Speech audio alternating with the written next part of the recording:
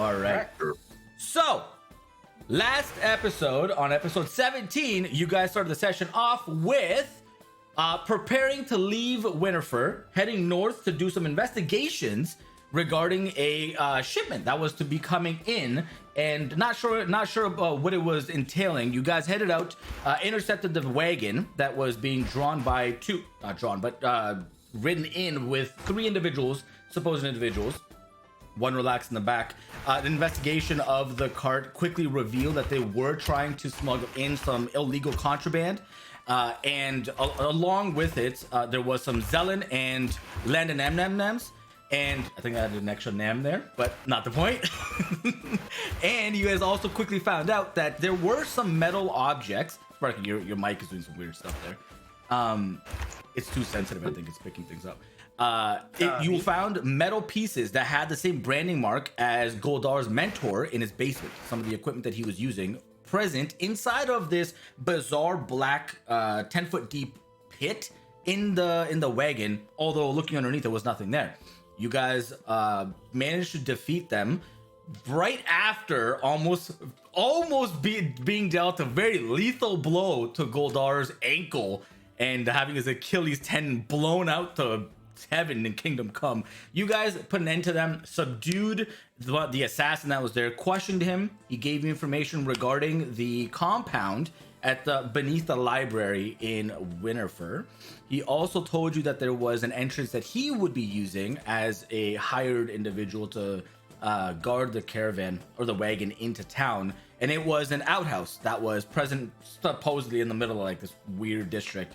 But along with that information and some of the documents and items you found inside the wagon, you were able to quickly discern that there are 2 entrances to this compound, one from within the library and one outside, which corroborated the information you were just given, and that there's another structure, and it's to the western edge of the city.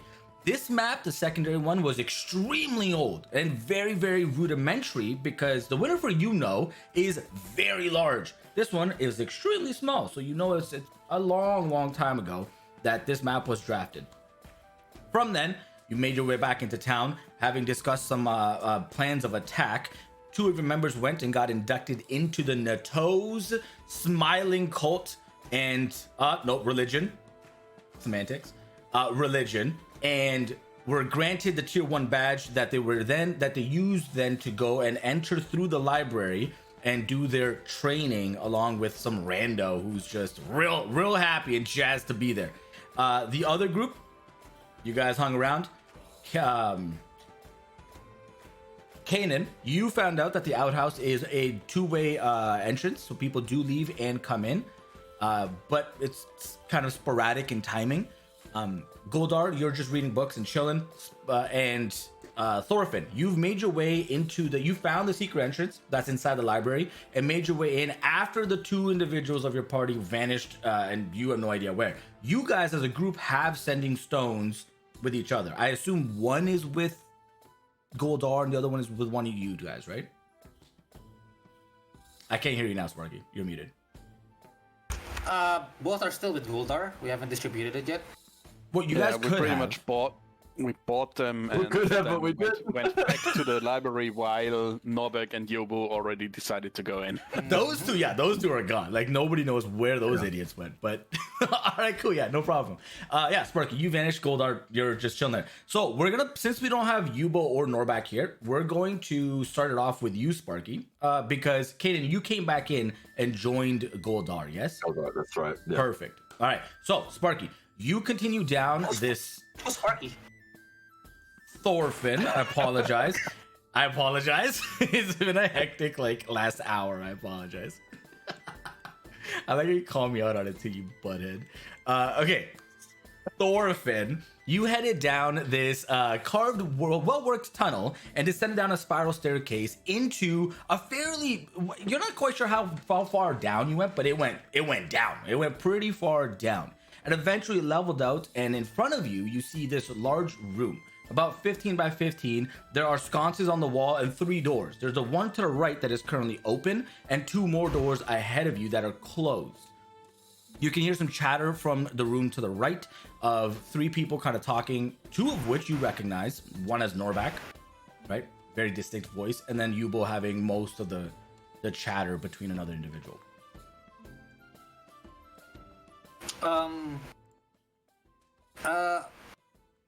Can they...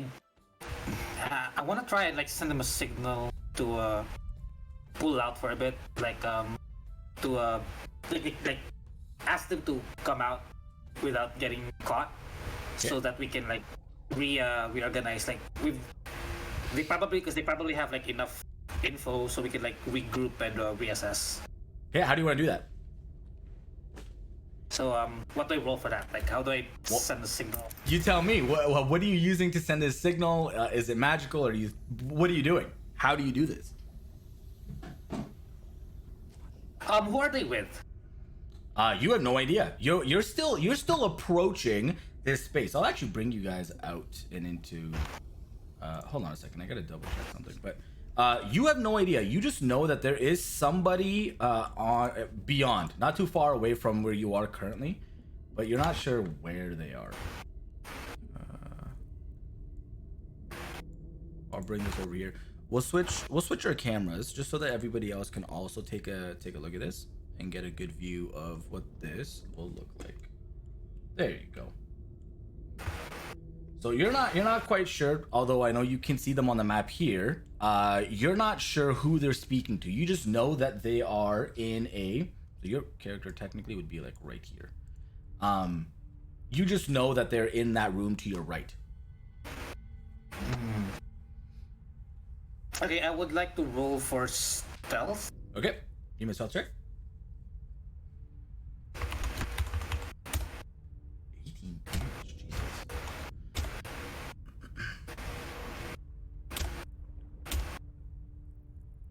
Okay, all right. Just like to take a peek on what's going on inside. Maybe move. Taking a look inside, you immediately see Yubo kind of look over his shoulder and catch wind of you as you're stepping in, and you kind of kick the edge of the door with your foot. The other individual is a very common, average-looking dude. Also recently shaved head. You can see that grayish kind of tanned, or lack of tan where the hair once was. Speaking to Yubo, and he's getting a little bit uncomfortable with the conversation as Yubo is just basically telling him he's gonna die and he's being scribed up into a cult, and you know his life is about to be forfeit. And in that exact moment, as this is happening, you thought you were really stealthy until you just let out the most gnarly, bubble gutty type of diarrhea fart, and you feel a liquid start to run down your foot, and the stench is awful. Norbak starts to smell the air, and he's like, oh god, oh my god, and he looks over, he's like, oh, okay, that makes sense. he makes eye contact with you too. Okay, someone the doopy butthole. Okay. Yeah, I was like, wait, like, was that my stealth fail or something? It just worked out really well that is actually a stealth fail too. I love it. It's 13. It's not that bad, man. That's what you think. And then I guess I'll try to like hand signal my way out, like time out, go out.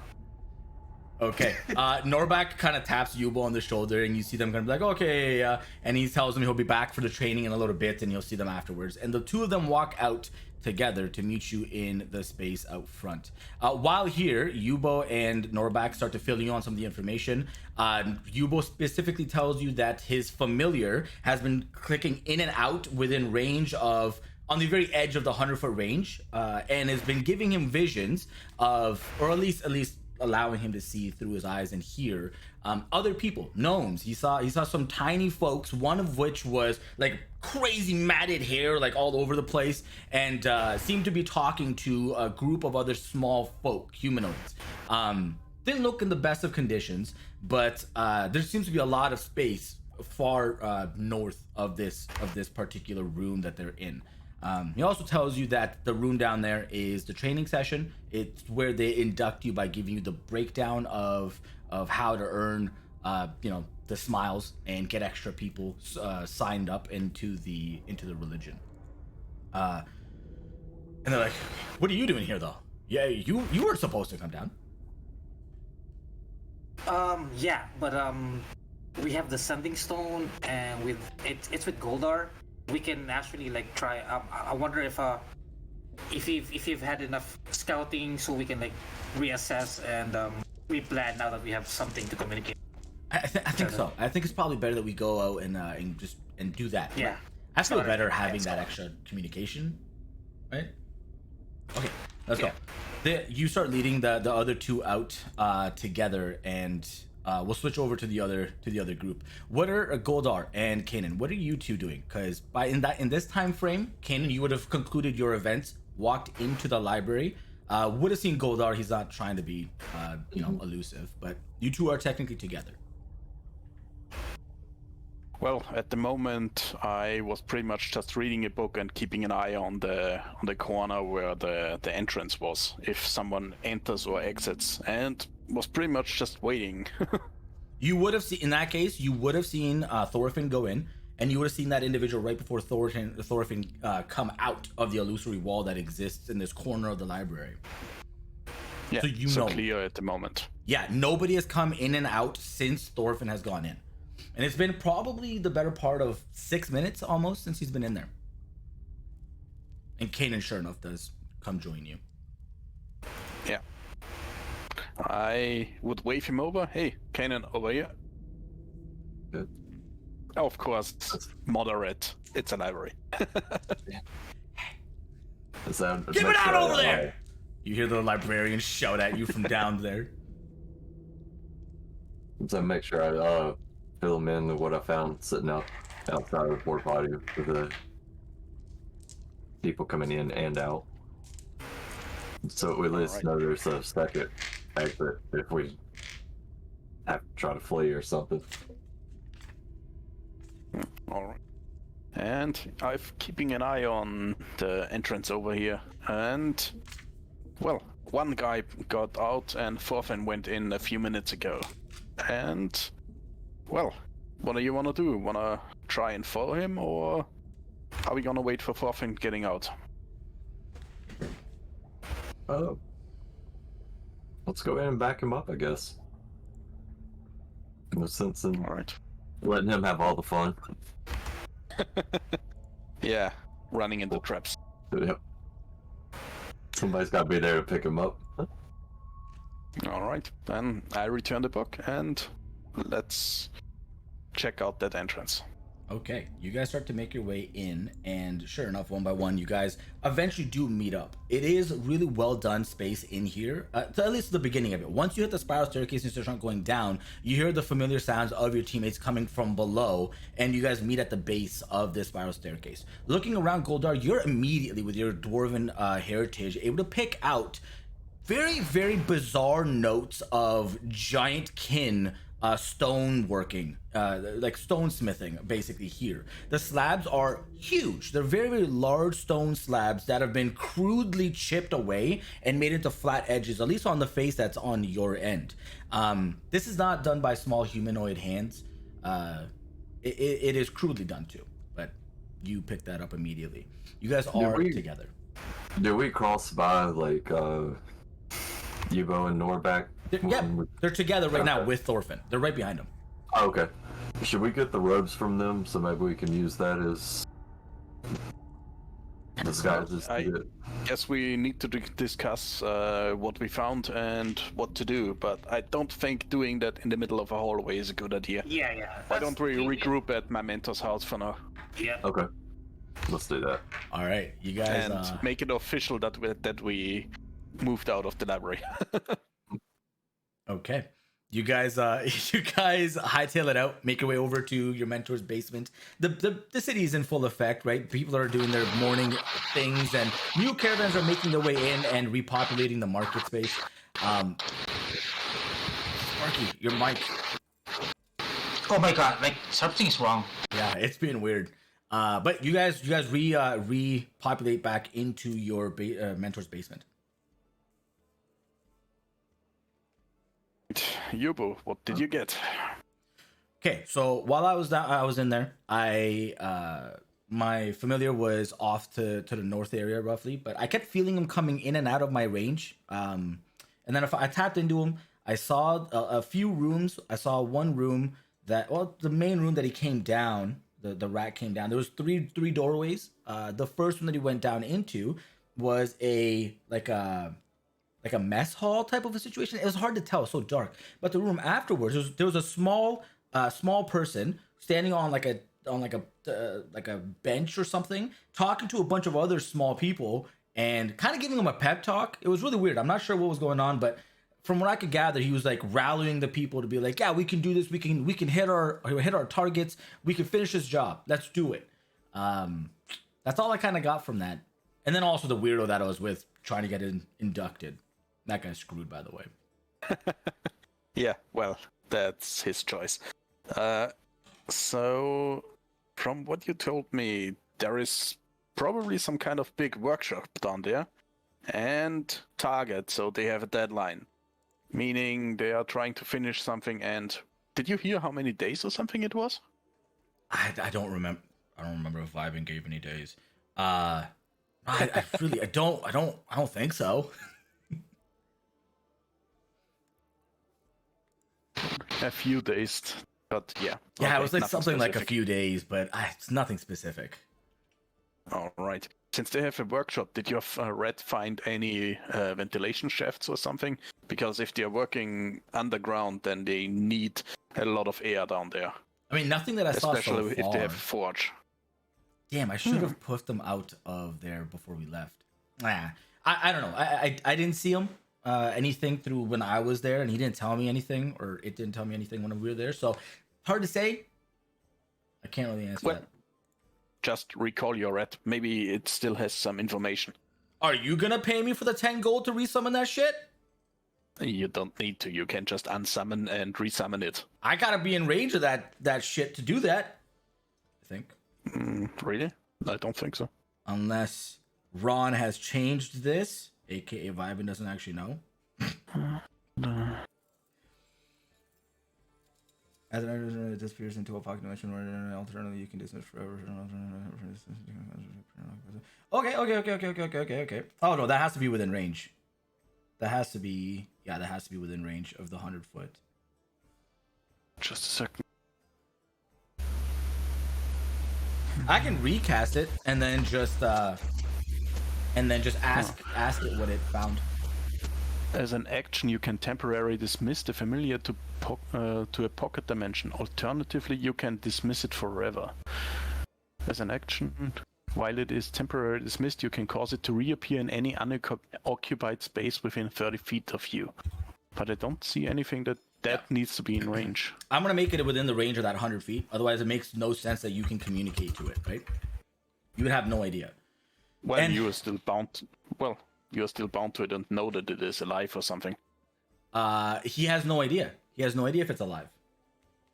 That's the point. So unless he's within that 100 feet, he has no idea what's happening to it. Right? He can just choose to summon another one, and then the other one kind of vanishes when that happens. Or within 100 feet, he's constantly tapped into whether it's okay or not, or still existent or not. So he basically just tells you that he can resummon. All right.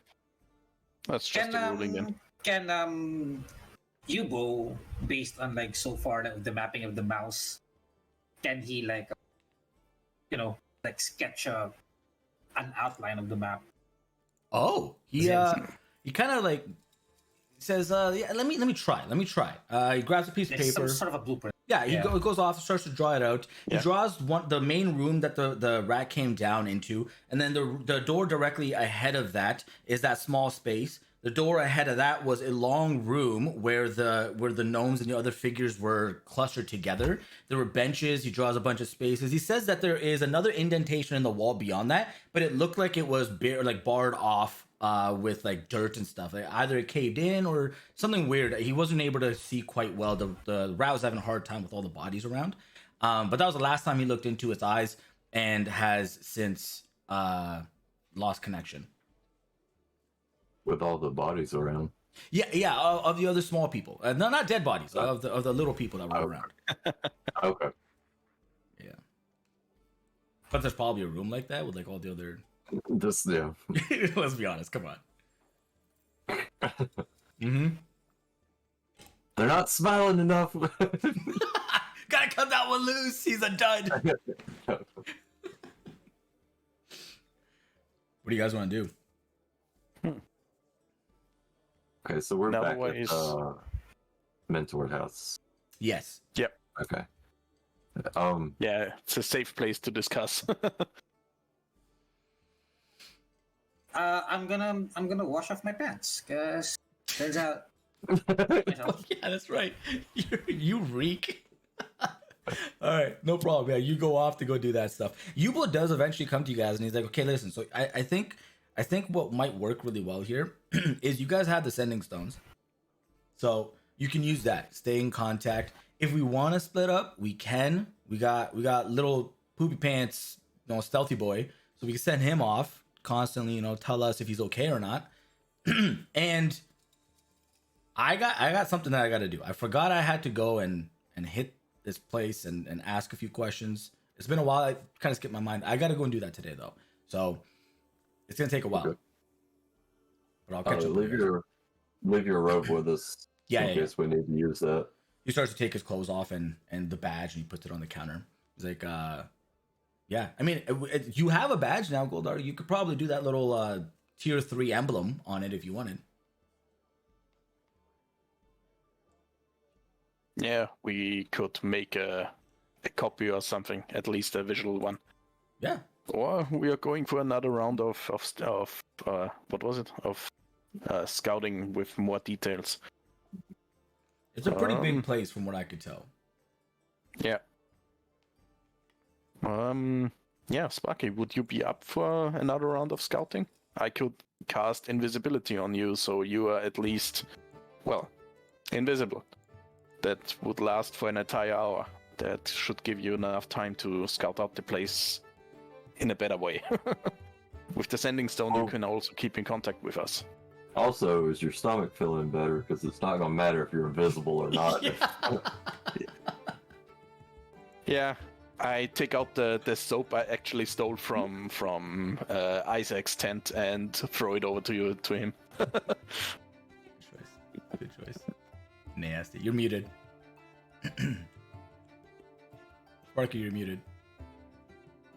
God damn it. It's not me this time. That makes me so happy. It's not me. Oh my god. It's not you yet. Okay, Give it time, just a quick Bob, and you'll update. catch up. You're right. I still have that like I think it's a driver problem because Windows 10 updated like a while back ago. Like just when we started, it's like and everything's a mess. It sounds good now. Yeah, as I had to again live hotfix. The best times. So yeah, what about that?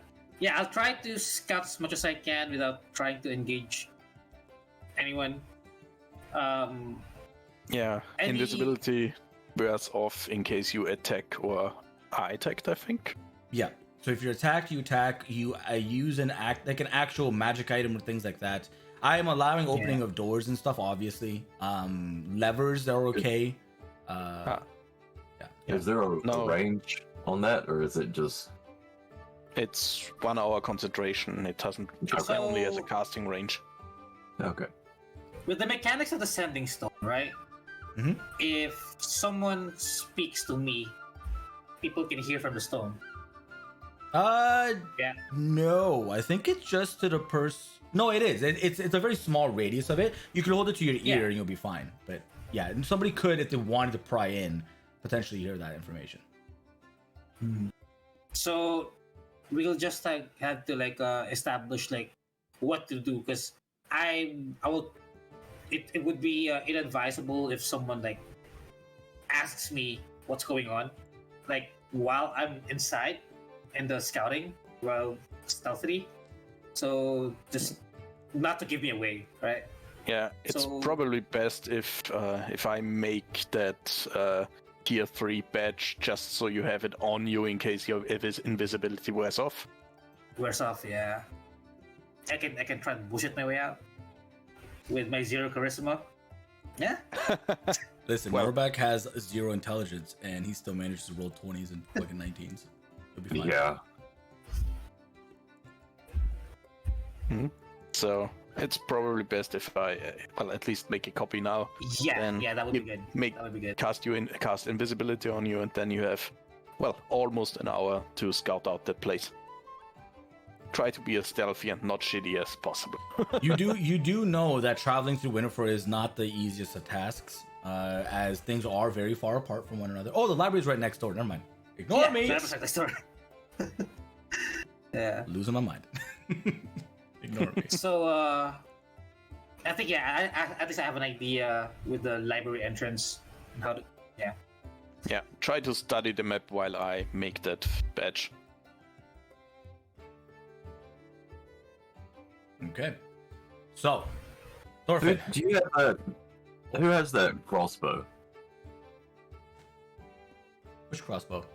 Wasn't there a Didn't we give it to Sparky? It was me. To Thorfinn that he actually has some real ranged attacks. Yeah. I'm gonna let you hold on to the arrows of teleportation, just in case you need to. Doesn't work since they need bolts. It's a bow, Oh. right? Bow thing. Yeah, it's both. What? It's an arrow. It's not a bolt. It doesn't work. Okay, with- so it won't work in the crossbow. Won't work for Okay. me. You can use a short bow, right? You could do that. You guys could swap weapons temporarily. There's a lot of options. Well, he doesn't actually need to fire the bow or the arrow, but its range is limited anyways. Okay. Here's the thing. I think my a good escape plan is for like you guys to start a good thing is like if you guys start a commotion right outside the library, so I can like if everything goes best, I need the like a distraction from the outside or something like something to like bite the entrance or something. Well, we can't just pray and wish for an incident to happen in the workshop. That would be more than enough of a distraction. And with pray, I mean use a rune. Then it's chaos down there. Oh yeah, or like something. Yeah. I mean, For example, like a fire in the library. Damn, are we gonna be that much of an asshole that we're gonna burn down? not in the library. Don't hurt those books. Children need those nursery rhymes. Damn it. Oh god. Okay. So yeah, some sort of like just in case you need some for me to like, you know, get a opportunity to get out. Well, all right.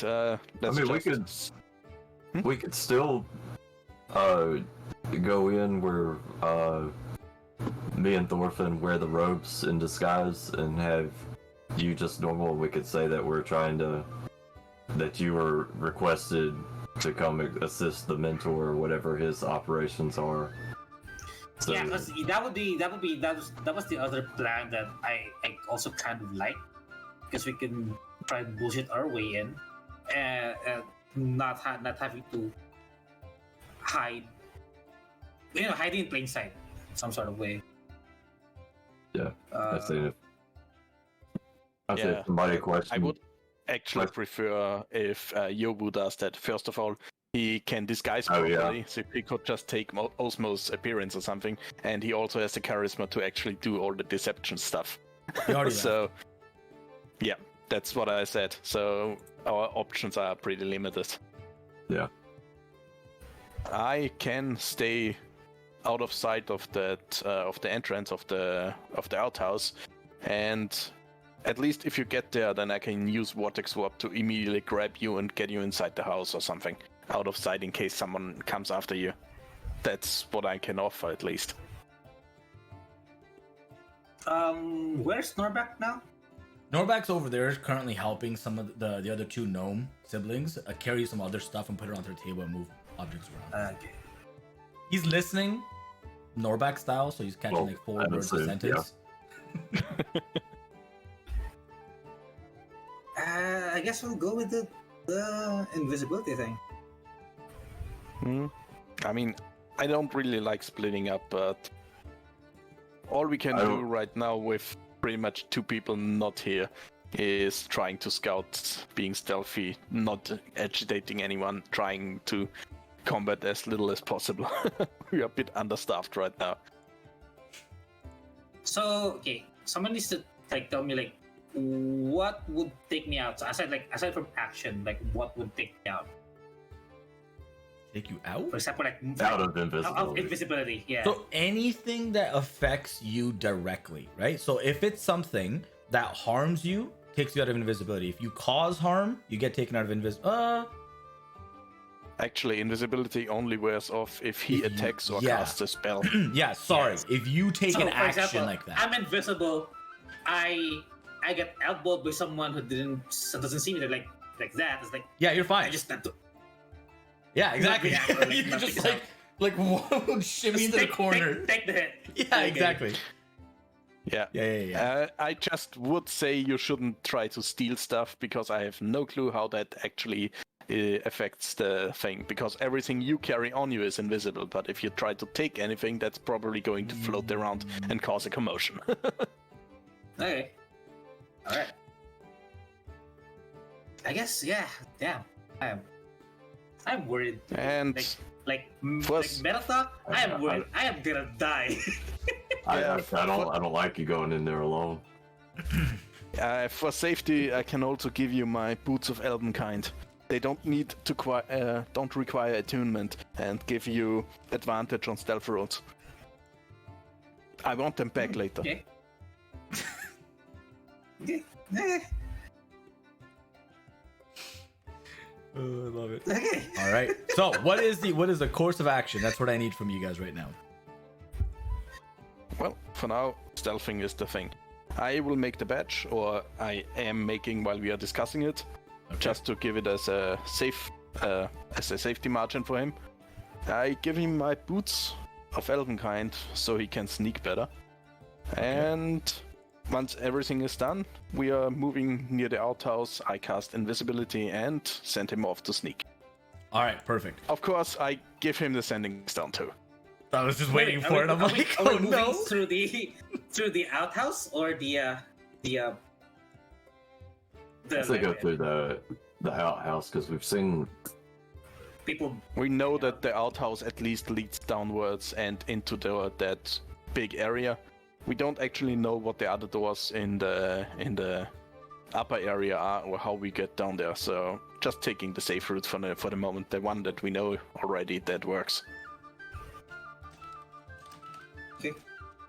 That's Okay. it. And- Make sure you check in with us and let us know what the layout's like in case we do need to rush in for you. Like, Yeah, that's why I said you should study the map while I'm working.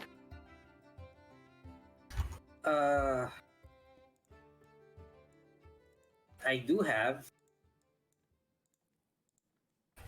Okay. Yeah, I'm nervous, but let's do this. you'll be fine. All right. So, you guys split up, having initiated your plan. You currently Secondary Thorfinn- scouting mission. Yes, exactly. Your recon mission. Thorfinn, you are currently invisible, feel extremely stealthy with the boots of Elvenkind, and head through the library, through the known passage. You see one individual in particular who is exiting as you're approaching, doesn't even recognize that you're there. You can easily make your way in. Please give me a stealth check. And you get to do it with advantage, I believe, because of the boots. Yes. Thank you. It's an advantage and not a plus. It's not a bonus, it's advantage, yeah. I'd almost sometimes you do- rather have the advantage. It's better.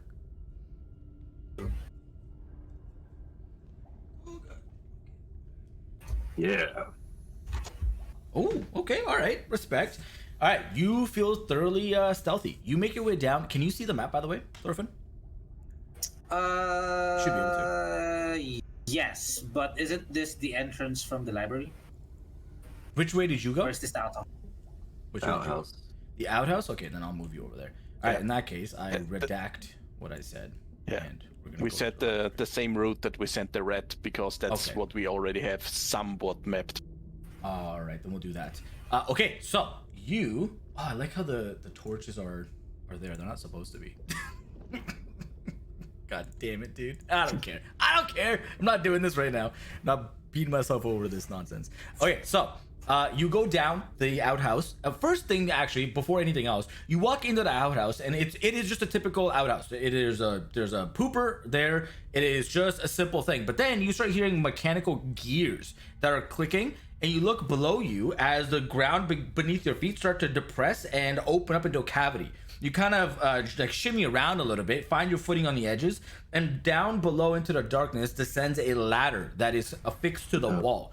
You go below, and as you're going, you can look next to you. There are these mechanical chains that are rotating one after another, and that platform above recloses and is solid again.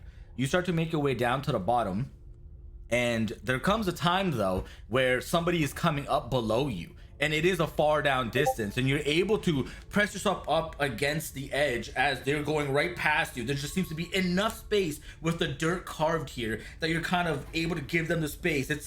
It's weird looking, but you make your way through. They don't recognize that you're there, but you get to the bottom, and right below your feet is a grated like a drain almost, which you could tell at immediate glance that it's collecting the urine or whatever kind of excrements that are pouring down the edge of the walls in some of this space that you're in, and flushing away. But in this room, it's well lit. Should be well lit. Why is the other one's not working? I don't know. Anyways, doesn't really matter. There are two sconces in this room. They're directly ahead of you on the walls there. There's a door to your left, which is closed. There's a door to your directly ahead of you that opens into another room. All you can make out in there that there's a lot of crates, some of which are open and toppled over, but no other people that you can recognize right off the top though. Right. I'm gonna go check the... Just a second, I need a few seconds, a minute or two. We'll be back right away.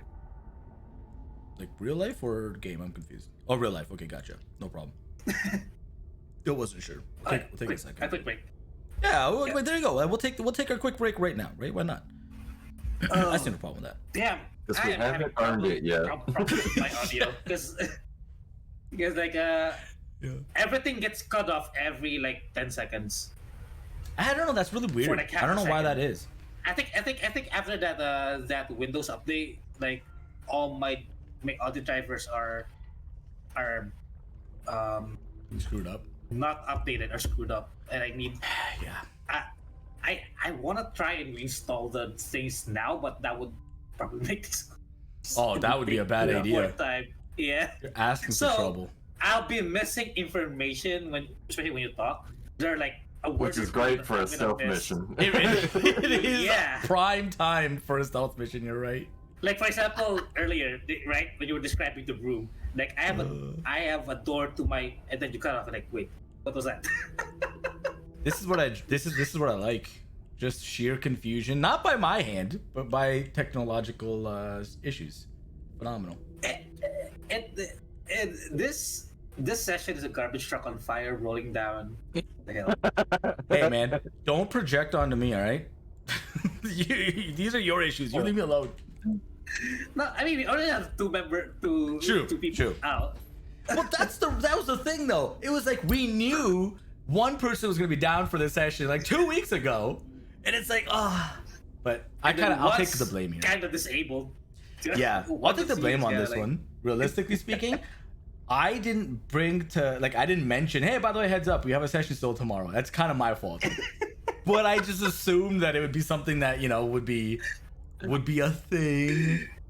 If it weren't for like me and Joe earlier, we're like, wait, because if it were up to us, we'd be playing Call of Duty. But I did make a note to mention it today. I did do that. So, It's like, wait, and then we were like, we didn't want to stop earlier, right? In the session last night, we didn't want to stop. We kept on going. I was late enough. I had to go to sleep anyway. Yeah. It's like, oh shit, DMD. Oh man, I get it, man.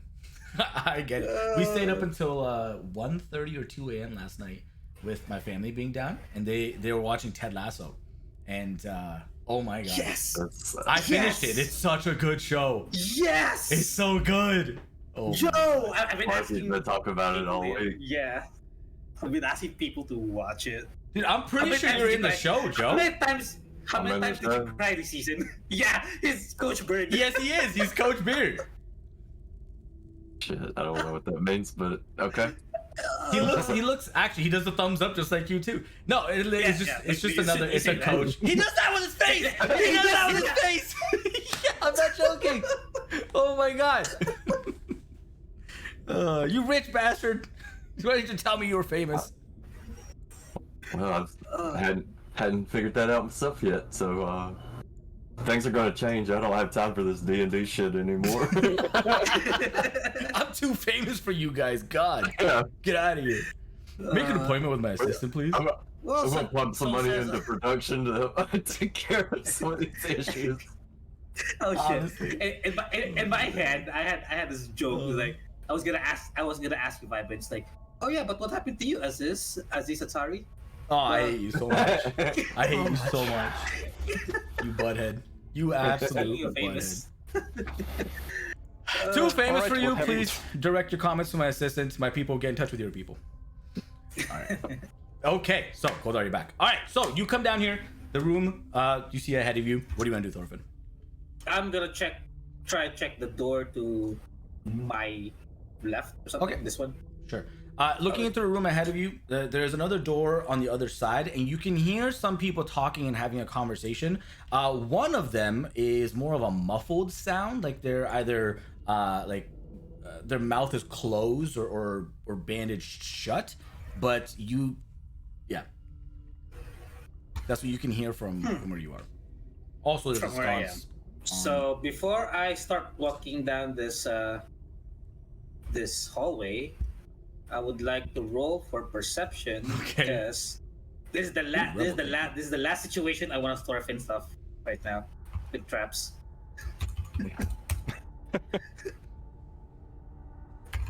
This is gonna work out great. This is gonna be so bad. Yeah, it's Oh, perfect. fuck. Yes. That's what you imagine. It's +3 because of your ring, but okay. All right, yeah, cool. The hallway looks good.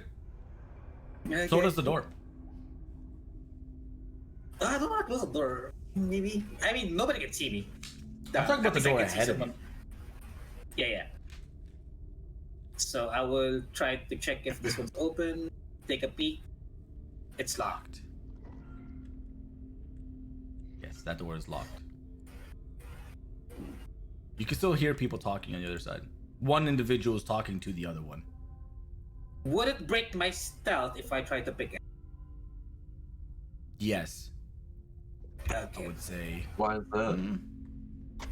Actually, no, it wouldn't. No, you're good. That's not an attack Okay. or a spell. You're fine. Like, but like the the invisibility. Yeah, the invisibility will stay. Okay, so I would like to pick the lock with my thieves tools, Okay, give me a sleight of hand check, please. which is the first time I've used this whole campaign.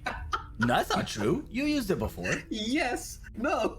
Yes, you have. What are you talking about? No. You Yes, used you it in used it once Isaac's. before and got electrocuted. Yeah, that's true. You used it before that too in Isaac's on the left side of Isaac's mansion inside of his office. Okay. Oh, when we had to hide under the Yes. bed. Yeah, that. Although It's like that that. lockpicking led you to a bathroom, but still. Yeah, you start feeling around a little bit, and sure enough, it gives a little, and the door is unlocked. So I would like to open it slow and peek. All right. On the other side, you see one other individual who is bald as well, draped in brown robes, looking at somebody that is laid out and like their arms are strapped to the table, legs strapped to the table. They're wearing no. On the table, you see a plague doctor's mask and a female with almost like purple streaks with brown hair that is laying on the table. These are all like very tan robes and a lot of leather straps that are going across her body. But he seems to be torturing her almost. He has blades and different variety of tools, and he's trying to get some information from her. But person seems to be not cooperating. From my vantage point, does this woman with the plague mask is she familiar? to Give me a history check. Have I seen her before? Give me a history check. Like was she the one we encountered with the cart campaign with the cart? Just recently, the investigation. Yeah. No. That was a man that you guys had interacted with, and he hightailed it out. You took all of his robes and everything away. Remember, gave him commoner clothing. Does she look like the one that we encountered in the carnival? You never saw her face, but the mask looks extremely similar. Yes. Yeah, the mask looks extremely similar. Okay, so I'm just I don't want to be involved in that one. Close the door. Move out. That's like when people see a spider in their house, they're like, yeah, nope, just walk away. That's awesome. Oh my god. Okay, yes. While you were peeking in, I will say this though. While you were peeking into that room, you also did see that there was a very crude tunnel that was carved straight into the wall, and it almost looks like somebody busted out of this space and into that room that led down into some other space that you're not able to make out from. But there is some type of a tunnel space that you could crawl through to get to another area from that room down south. Looking in and prying into the room down below, the door is open. You can see that there are it's like a food storage space. There are some tables that people eat on. There are plates and all sorts of regular cutlery. Is that the right word? Yeah. But it seems to be some type of a storage space in here. So check. Slowly. Yep, there's a door ahead of you that is currently closed. You can hear a lot of voices on the other end. Many small, like not childlike, but adolescent voices, but they're almost like lower in pitch. So I will slowly open the door and peek. Yep, looking on the other. You know Oh, that's cool. what? Like yeah, just like trying to Oh, like the lighting? Yeah, the lighting is Yeah. really cool. Okay, so prying in through this through these doors here, you see on the other side a large cluster. I haven't put it here, but a large cluster of small gnomes that are gathered together, some in different pods of varying 4 to 6 individuals, some other ones that are just kind of roaming around, a bunch of which are sitting on a table on the one side, and then on your right side, when you come to the other side of this room, over here, you see that there is some individual. You're not quite able to make out exactly who it is, but they're wearing these really elaborate, lavish clothings, articles. And the one arm is almost metallic in nature. They have this crazy Einstein-style matted white hair that is unkept and just furled all over the place. Looks like a psychotic person has broke out of an institute and is having a conversation with like 4 or 5 people in front of them and making sure that they understand what's meant to happen, what's to come, and what's going on. What is that then? Sage. Hey, welcome in, Sage. But yeah, that's what you see. I only slept a little bit. Just a little. Hey, you made it though. That's all that matters. An hour late.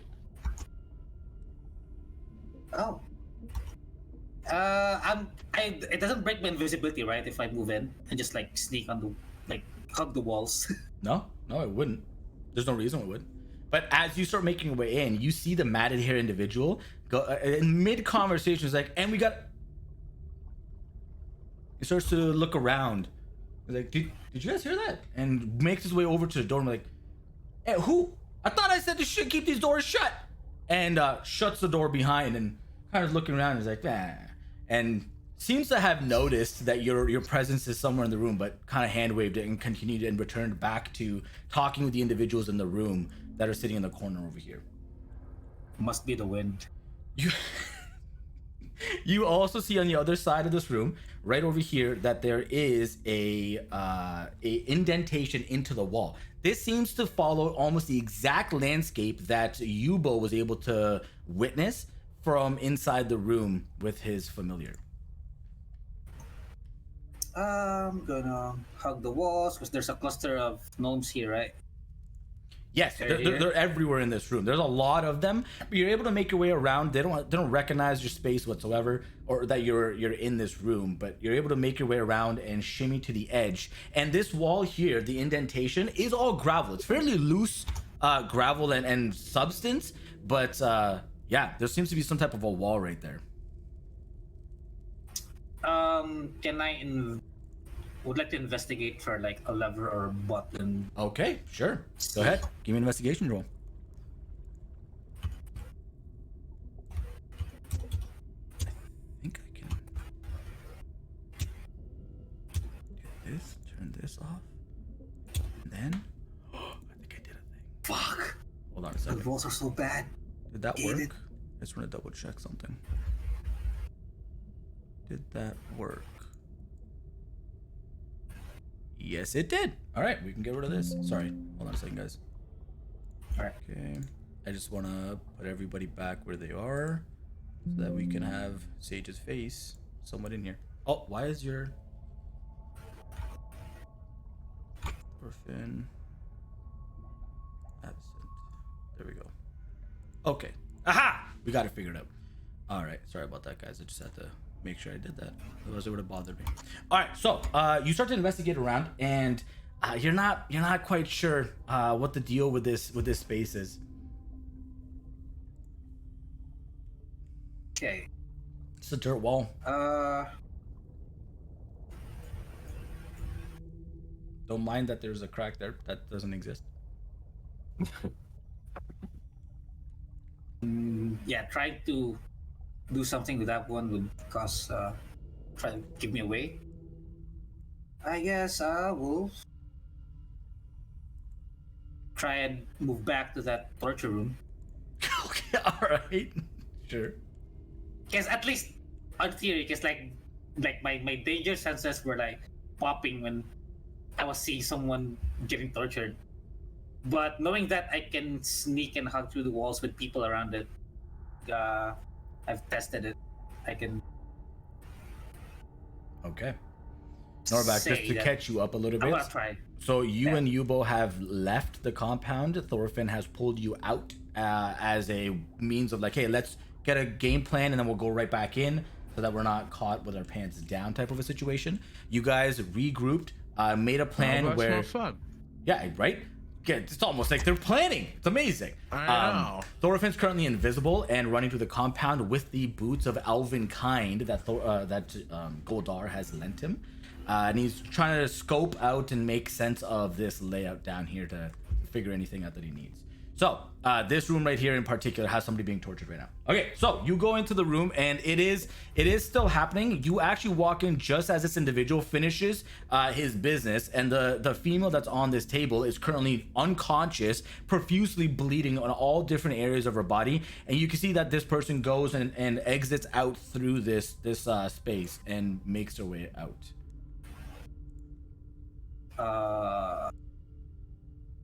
I would like to just check. So okay, let me do a history check then. See if I know anything about like what she wears, the plague mask, costume. You already do. So remember, I only have you guys do history checks if you guys don't remember the information that you're trying to ask about. And if you are able to like remember it yourself and your character from your notes, whatever the case be, I just simply tell you yes or no, right? And you already guessed it. Yes, this is that lady that you met during the carnival with Isaac. She is the one. The mask is almost identical to what you had seen then, with a little bit more scuff marks and slash marks and whatnot. But this seems to be the lady that had captured Isaac during that event. If I can wait before I try to talk to her, I wanna check the area ahead. Okay.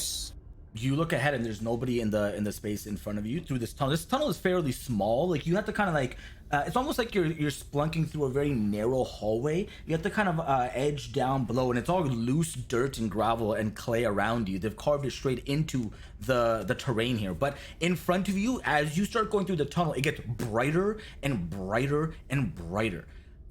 You can hear a lot of bizarre metallic sounds in the distance that you're not quite sure what they are about. But as you crest out in front of you, the individual that you had just followed up behind is making his way off to the side and up a different path to the right.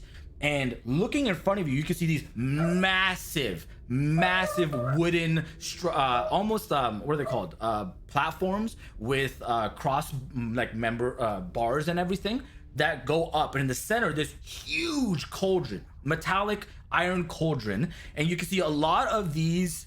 Is that a dog? Yes, it's a dog in the back of Sparky's mic. But you can see a massive cauldron, and all above these wooden platforms, you can see there are metal rails, chain linked in between of these rails that are connected from different areas and constantly running and recycling into the different spaces.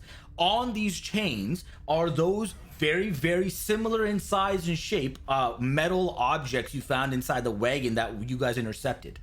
You can't quite make out the details of them, but right in front of you on this table, there is a really bizarre looking gray brownish type of fluid that's pouring off into a drain on the floor. But there is this metal, almost like a statue, like an armor statue that is standing there, still connected with hoists to the linking chains above. There seems to be one of the Nutoj individuals here who's working with small parts on a table in front of him, and a very, very large blue Nutoj, transformed Nutoj individual that you're familiar with at this point, who is currently churning something inside that cauldron where that brilliant, like bright yellow white light is coming from.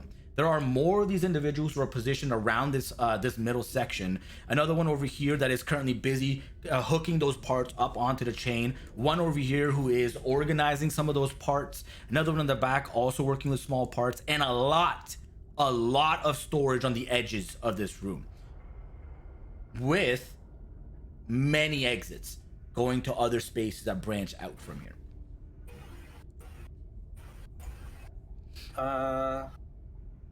Kind of want to follow the torturer. Okay, you make your way over to the left, and as you're going to your left immediately, you can see, you kind of almost bump into him, but you catch yourself, and as you back up, you can see there's a variety of sizes of this metallic armor suit statue. You're not quite sure, but getting a good look at this now, you can see that they're hollow entirely. They are almost like they're like armor that's meant to be worn by like Goldar wears or somebody else would wear. However, this one seems to have a very large hollow space right in the center of the chest, and there are a ton of these. There's one that is roughly 18 feet, 20 feet maybe even in size, and then there's a bunch of smaller ones, and even small ones the size that maybe Goldar could fit into. You're not sure, but there are a ton of these that are just stacked on top of one another and laying there. But this individual makes his way through and into a room in the back. Following in, you can see there are a lot of other crates that are storage spaces here, but he pries one open and starts to rifle through, and you can see him take out a very large, gnarly looking blade and starts to take out some other cloth from underneath and turns around to leave and come back out. And he started to go back into the room where he was torturing the lady. Okay. Kind of had an idea he was gonna come back. So I'll try and move here. See what's going on over here. Taking a look in that space, it's also storage. These are a bit smaller in size of the things that you just what you've been looking at, and yeah, it's just storage. One of the crates is currently knocked over and pushed off to the side, and inside of this is a bunch of different debris. You can see it's almost like what would be like packaged, like popcorn package, you know what I'm talking about, like the little styrofoam peanuts. Yeah, styrofoam peanuts. It's like stuffing that people put in fragile shipping containers. It's almost like that, except it's balled up paper that is shoved in here. Something potentially fragile was in this. It is currently empty and it's been toppled over, and all that paper is sprawled out on the floor. But there are closed containers behind you and stacked on top of one another in this room.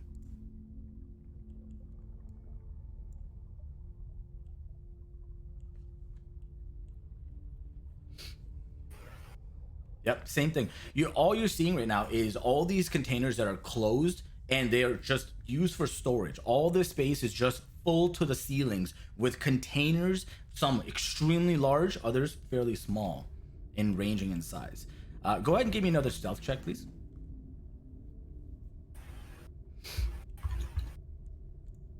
You see the big guys kind of like roaming around on these big scaffolds. That's the word I was looking for. Scaffolds, stirring around and making sure that he goes. Jesus Christ. Making sure that he goes and is. That's 10 higher than your last roll. I can't even contest that. I actually forgot, and that's not even with advantage. That's so stupid. That was a regular roll. I literally can't contest that, even if I roll a nat 20. That's so dumb. All right, I think that's rogues for you right there. It's freaking rogues, man. Yeah, that's why we sent Tim in. For good reason. Man said roll stealth, and it's like, yeah, I can't even try to roll for that. God, Heimdall was like, where the fuck did he go? I was looking at him just a second ago. For the record, my first roll was a fail. That is true. That's fair. That's true. Okay, yeah, you go into this room, and in this room down here at the bottom, this is the first crate that you've come across that is fully draped with clothing or like some type of cloth, and is completely roped and closed in. So it looks like nobody's accessed this crate or processed it yet. It's fully bound and shut. I would like to look closer to see if there's anything I can discern from it. Yep. Roaming around this, you can immediately see it's very obvious that brand mark of the Jotun, or that symbol that the mentor's basement, all the equipment, it's very prevalent, and it is branded into the side of the wood on this box. It is pretty heavily bolted shut, so you'd have to try to pry this open if you wanted to look in.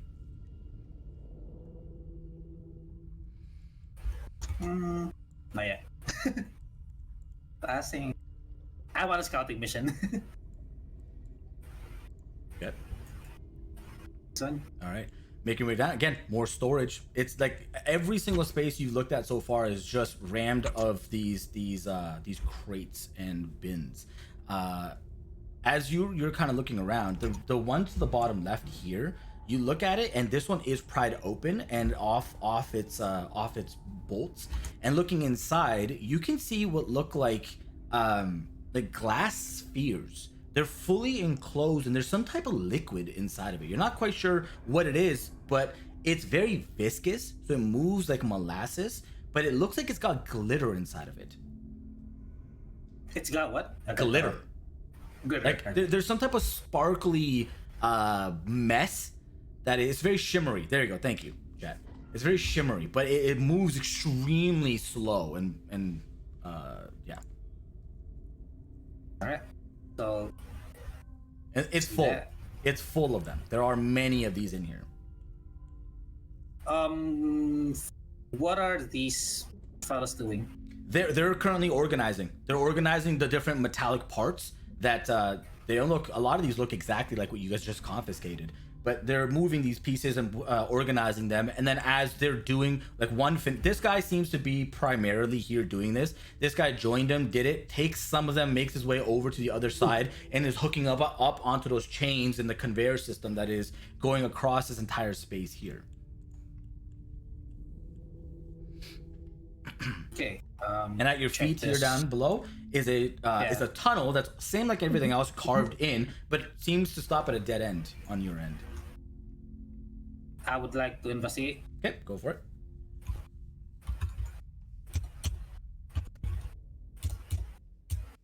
It's gonna be like it was a dead end. You're not sure. It's just a dead end. All right. Would like to hug crates. Try not to hit people Okay. and problem. check. All right. This is the first room you've come into that is not storage space. Walking in, kind of distracted, making sure you're not causing any type of noise, you almost fall into a completely pitch dark chasm that descends down into, you're not sure how far, but it goes really, really far down. This whole space here is a giant pit, a circular pit that goes down. In the walls, there seem to be some type of like, almost like footholds and handholds for like rock climbing, but crudely placed, and seems like it'd be a difficult task for the average individual to do. But it goes down pretty far. You're not sure where or how Like far. Down. I would like to try and kick, like, for example, like a pebble or a rock, like near it, and it's like kick it to the pit, see how Yeah, just audibly check how deep it is. Okay, you toss it and it goes well, about a second and it hits the ground, or a second and a half. All right. There is a base down there, but that audible sound kind of starts to echo through this room a little bit. You're not sure if they heard it or not yet, but I mean, it wouldn't be surprising to have a pebble go down a pit. It was right there. yeah, I mean, there's people walking around, but there's also that heavy machinery going by, so I'll roll Yeah. for it. They heard nothing. All right. So Goldar, it's at this let's point check. that you start to feel your connection with the spell is nearing the end of its lifespan. Right.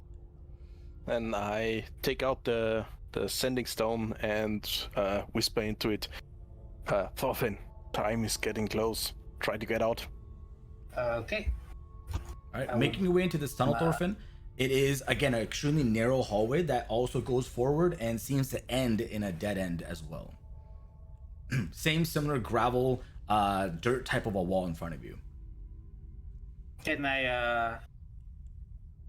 Okay, I'd like to investigate. Yep, go for it. Then. You'll get it one of these times. One of these days, Yeah. I believe.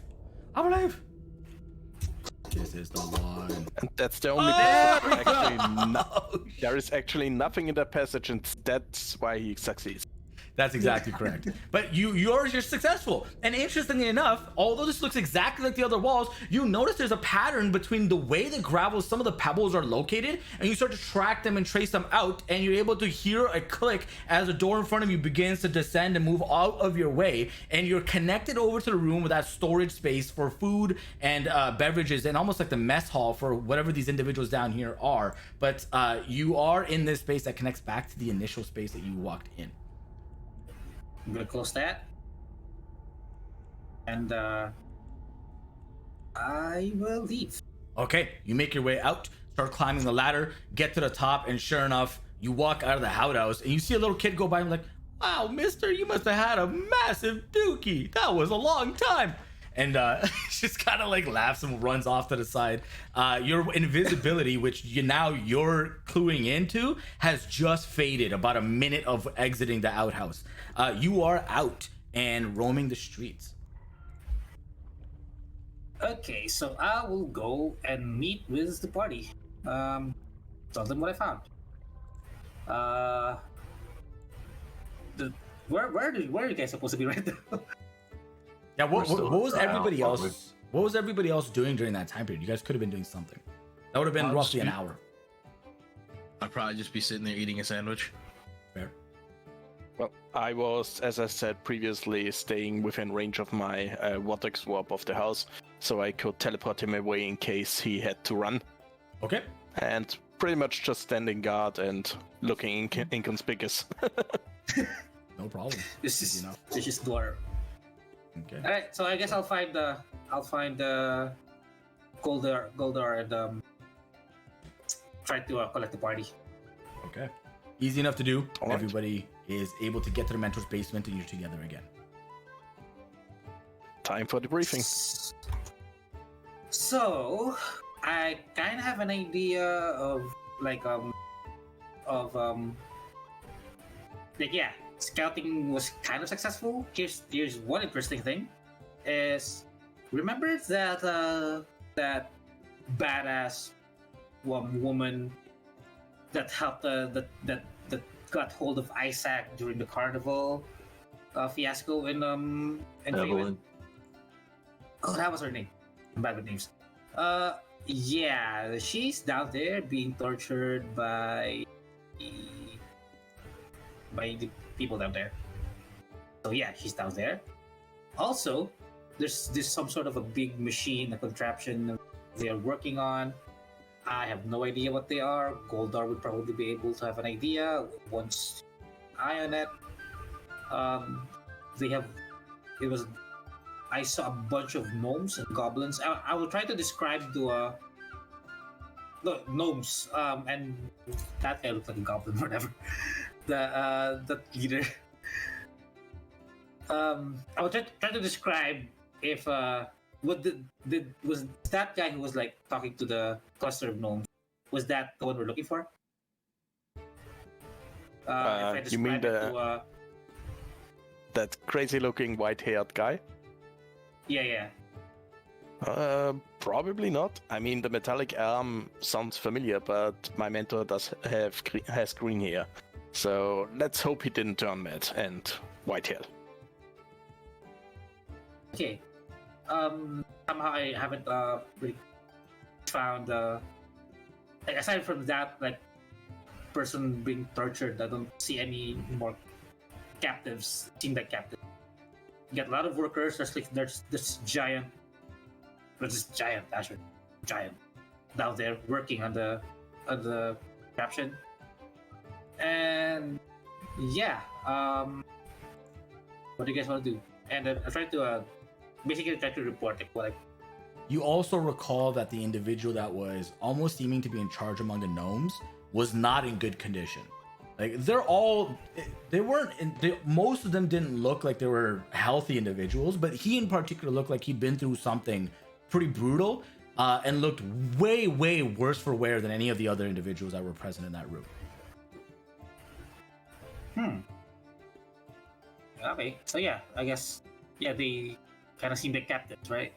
Yeah, that's a fair assessment of that situation. Yes, they're not there by their own free will.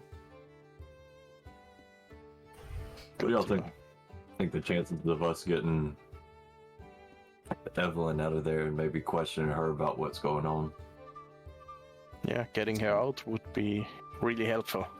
We could. The problem is there is a chance we if can do that. if she's still being tortured, then we can probably get her out easily.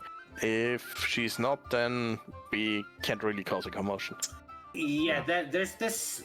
I think if we want to do that, we gotta do that quick. Like, just based on where she is and from the entrance, we can pull her out, or at least I can try to as quickly as possible. If that's what we want to do. Yeah, it would give her really shelter. help if we could get her out. I mean, I can give you the what was it called? The thing, the That whole mattress, that whole thing. Yeah. In case you need to take down one of those torturers, then putting him in that hole and turning it upside down so he goes missing too would be helpful. Or have Evelyn cut him up so it looks like she escaped. But we have to be fast because she's either going to get killed or brought away. So, are we moving? Yeah. So we could use the teleportation arrows if we need to in this situation. We also maybe we could I would say, like you said, what, like she was in there being tortured and like is there a lot of blood or anything like that? Yeah, she's getting cut up. She's getting Don't we she's tied up and getting cut. throw on the ropes and bring some like buckets and mops, act like we're there to clean up the mess, sneak in, take out the how does the teleportation thing work, the arrows? whatever the first one hits, when you shoot the second one gets teleported to where it lands. And as long as it's within line of sight, the arrows can connect to one another. Oh, And Okay, line of sight, so it won't help. the distance is the what about your What about the teleportation that Like Misty Step. for the one with the Goldar was gonna My prepare? spell also needs line of sight.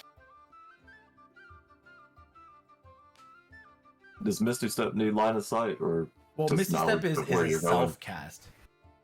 Yeah, and it has only, I think, 30 feet or Yes. something. Yes, 30 feet. Oh, Yeah, but if Yes. if can you go like if I know where one room is and I know there's one like Oh, another no. room adjoined to it, I can't go through the wall. No, that No, Misty Step you- is line of sight as well. Okay. You can look through a hole or something and Hallway misty or- step through, but that's about it. Correct. Okay. okay. This is gonna sound because I'm not sure if Evelyn is gonna be able to move or gonna be able to move fast.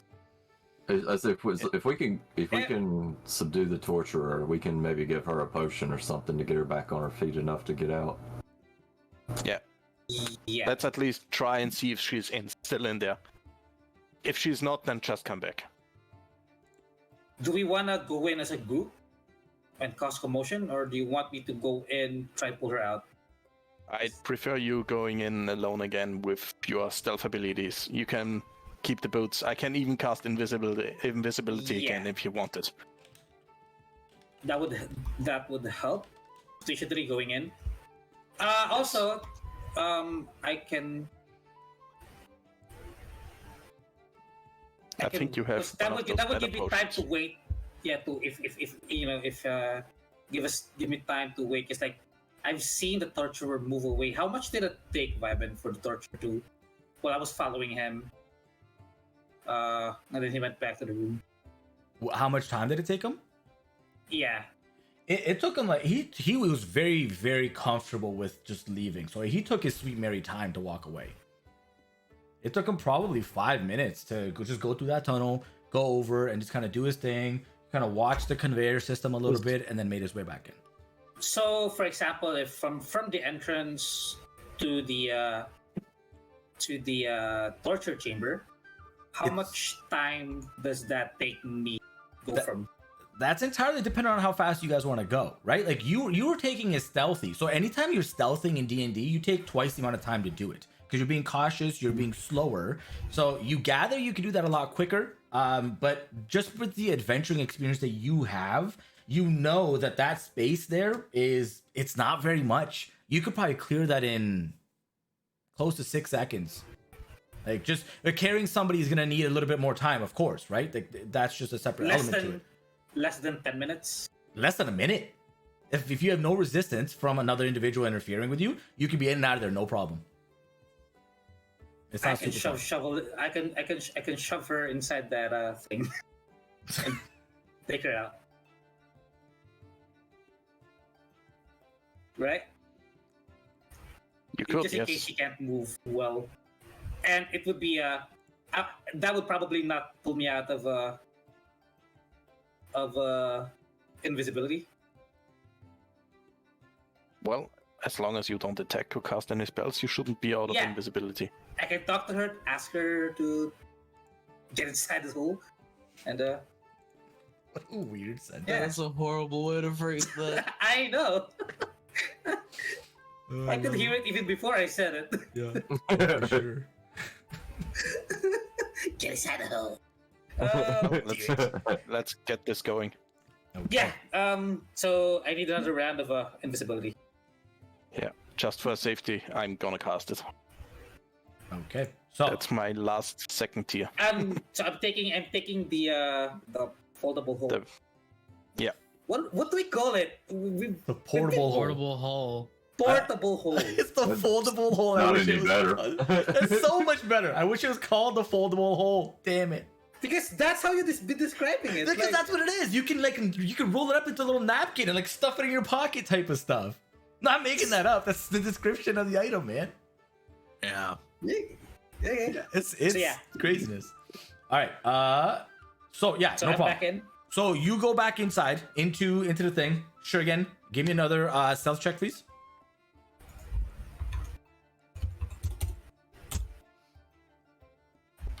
And this would be with advantage, right? Yes. Yes, it would. I didn't take the boots back yet. Correct. Yes. Crushing it. You go down, feel even stealthier than you did before with this conviction to go and rescue this individual that you seem to know. You make your way down into the tunnel and you do not hear anybody talking on the other end of that hallway. Open it. The room seems to be empty. By the way, She's still there, right? oh, she's still there. She's still there. She's unconscious. She's not moving. She's breathing, so she's still alive. You can see on the table next to her, there's an empty vial. Looks very similar to the type of vials that you guys purchase for health potions. So you can discern that these people are torturing her, giving her health, and then continuing their business to try to extract whatever information they need. What are these? These are other crates, kind of like torture tools, but different objects. There's like a chair in there. There's other things that are stacked on top of it, but they're just small little boxes. I would like to take one of the vials and then empty vials and then place it here.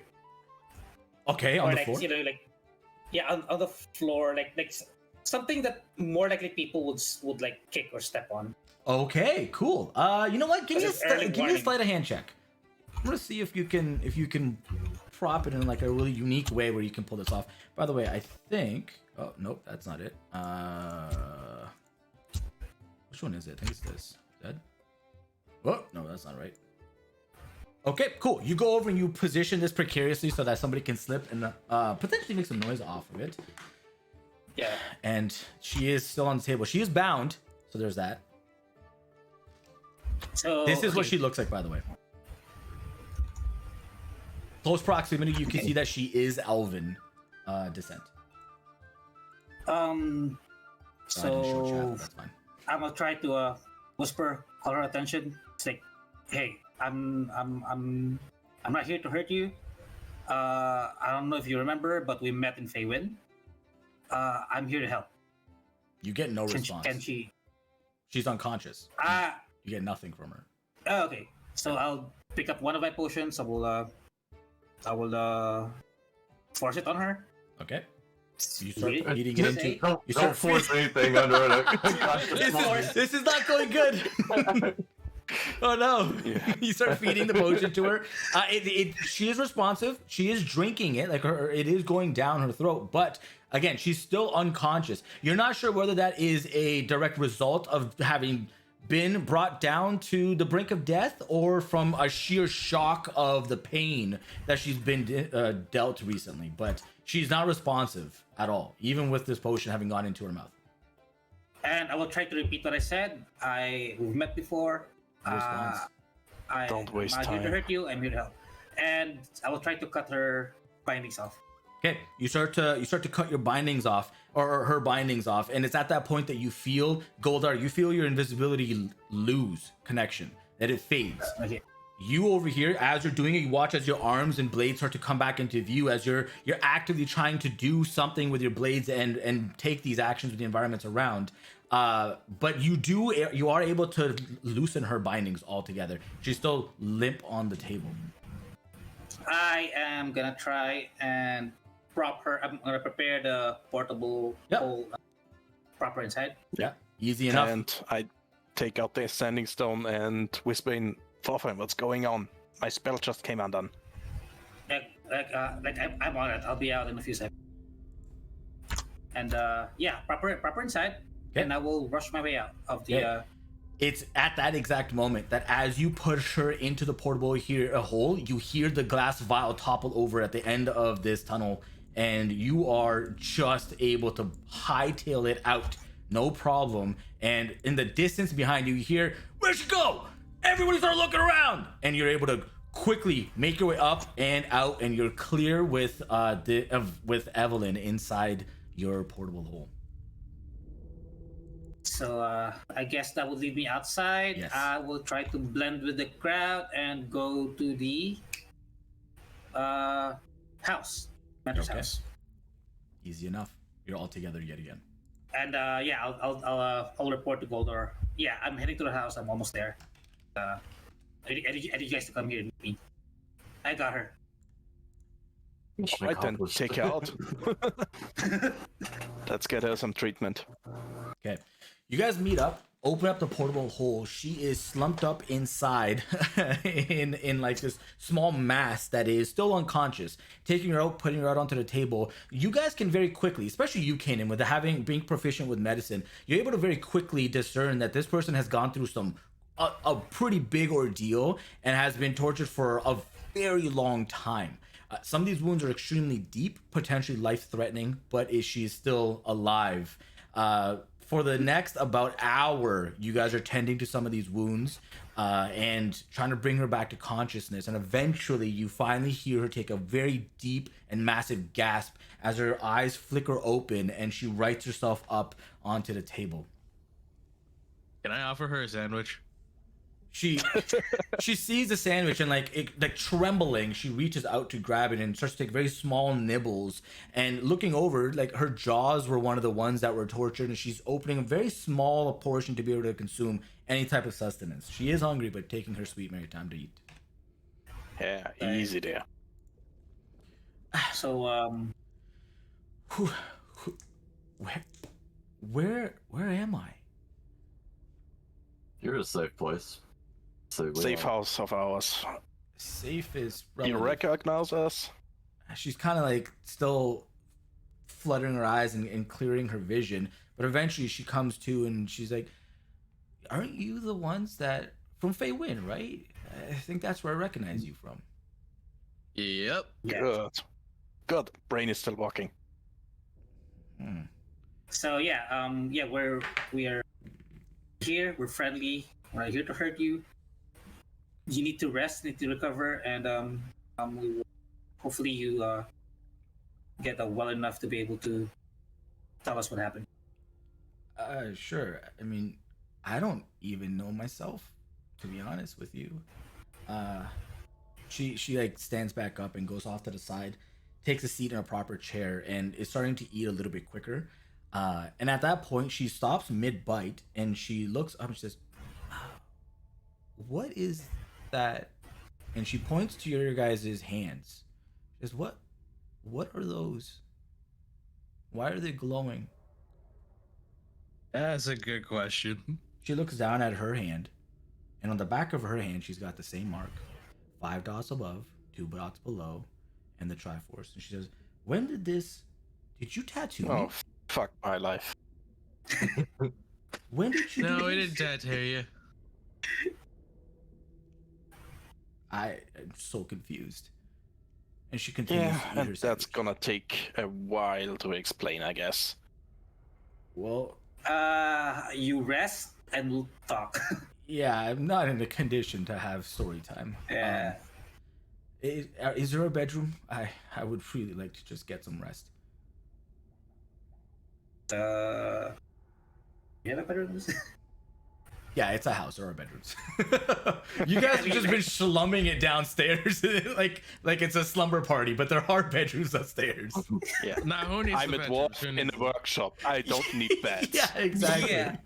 He doesn't need a bed. I just sleep wherever the fuck. Yeah, it's funny actually. All of you have stories that don't require nice, lavish beds. Like all of you. Yeah. It's incredible. Nice beds. We don't even know what the fuck those are. Yeah, exactly. Well, my background, I usually sleep in a very nice bed, but as my character is, I don't really do that. Fair, exactly. See what I mean?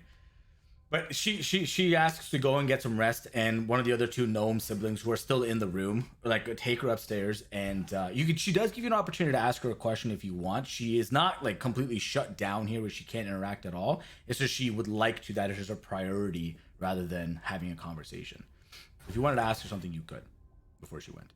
I want to ask her, does she have any memory of what happened? Because from what I remember her from the tent, she was kind of a badass, and it Yeah, very capable. must have been something pretty fierce to take her down. She effectively, weak state, she communicates to you that the last time she saw you guys, the Grand Master became even more invested in you as a group.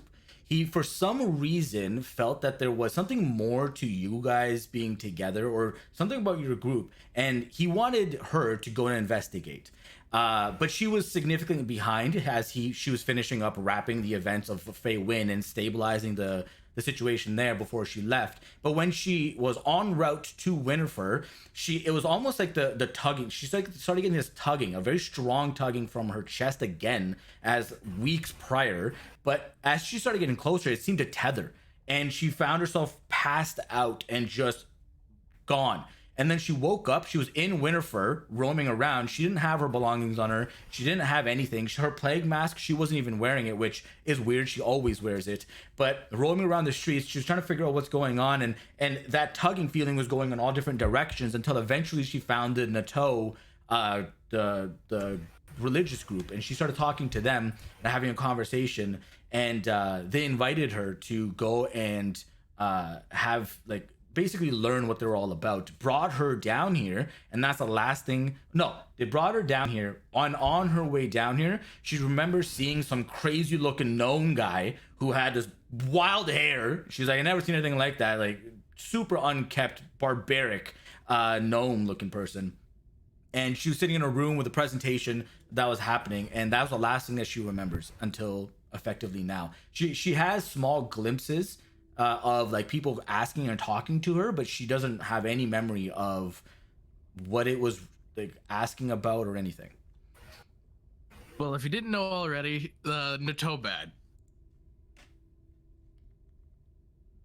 Oh, she's aware. If you're talking to her, she's like, yeah, thank you. I know. Wait, so what Rest up brought for her now. to, We can go over the details once you are better. Thorfinn, what were you saying? That's right. Well, what brought her to Winterfell? The Grand Master. The Grand Master is who had told her to go investigate the group further, and that tugging feeling in her chest is what took her to Winterfell. She didn't know where the group was, but he told her to go figure it out, and was pretty comfortable with her capabilities to say, you got this, take the reins. But it's, for some reason, she had this tugging feeling in her chest, this like pull to go in that direction, and so she followed that. And that's I've had that happen. Woke up here. Yeah, she's even more confused with that comment. Kanan, what were you saying? I was gonna ask her if there's anything that she needs that we could get for her to help her recovery or make her more comfortable or anything. Sleep. She just wants sleep. Uninterrupted sleep. Okay. She goes, the gnomes take her upstairs. They assure you that they're going to set her up well and take care of it. And then they're gone for a while. You can hear there's a lot of like shuffling of beds and things upstairs, and space being created for her to rest properly. Oh, maybe yeah, like let her rest. What time is it? Like By this point, you're looking at just past like midday, past Day. noon. You guys started up fairly early in the morning here. we can. I want to ask like Norbak. Like, wait, hey Norbak, since you're a recruit on the whole Toad cult, maybe you can like walk around the temple, see if the environment or the climate has changed based on like something. Yeah, so they're gonna be a higher alert now that Higher you're alert, missing them. Yeah. They lost a captive.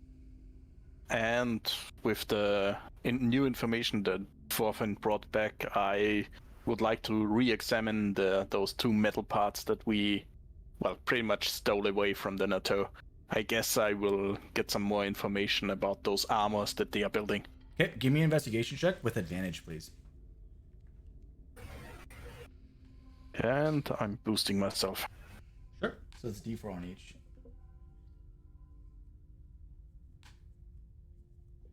Investigation. Well, only a 12. It's hard to make out. Again, it's you're not sure what these shapes really belong to, but whatever it is, it's fairly large. Yeah, and like using the information Thorfinn gave to you, Sad stuff.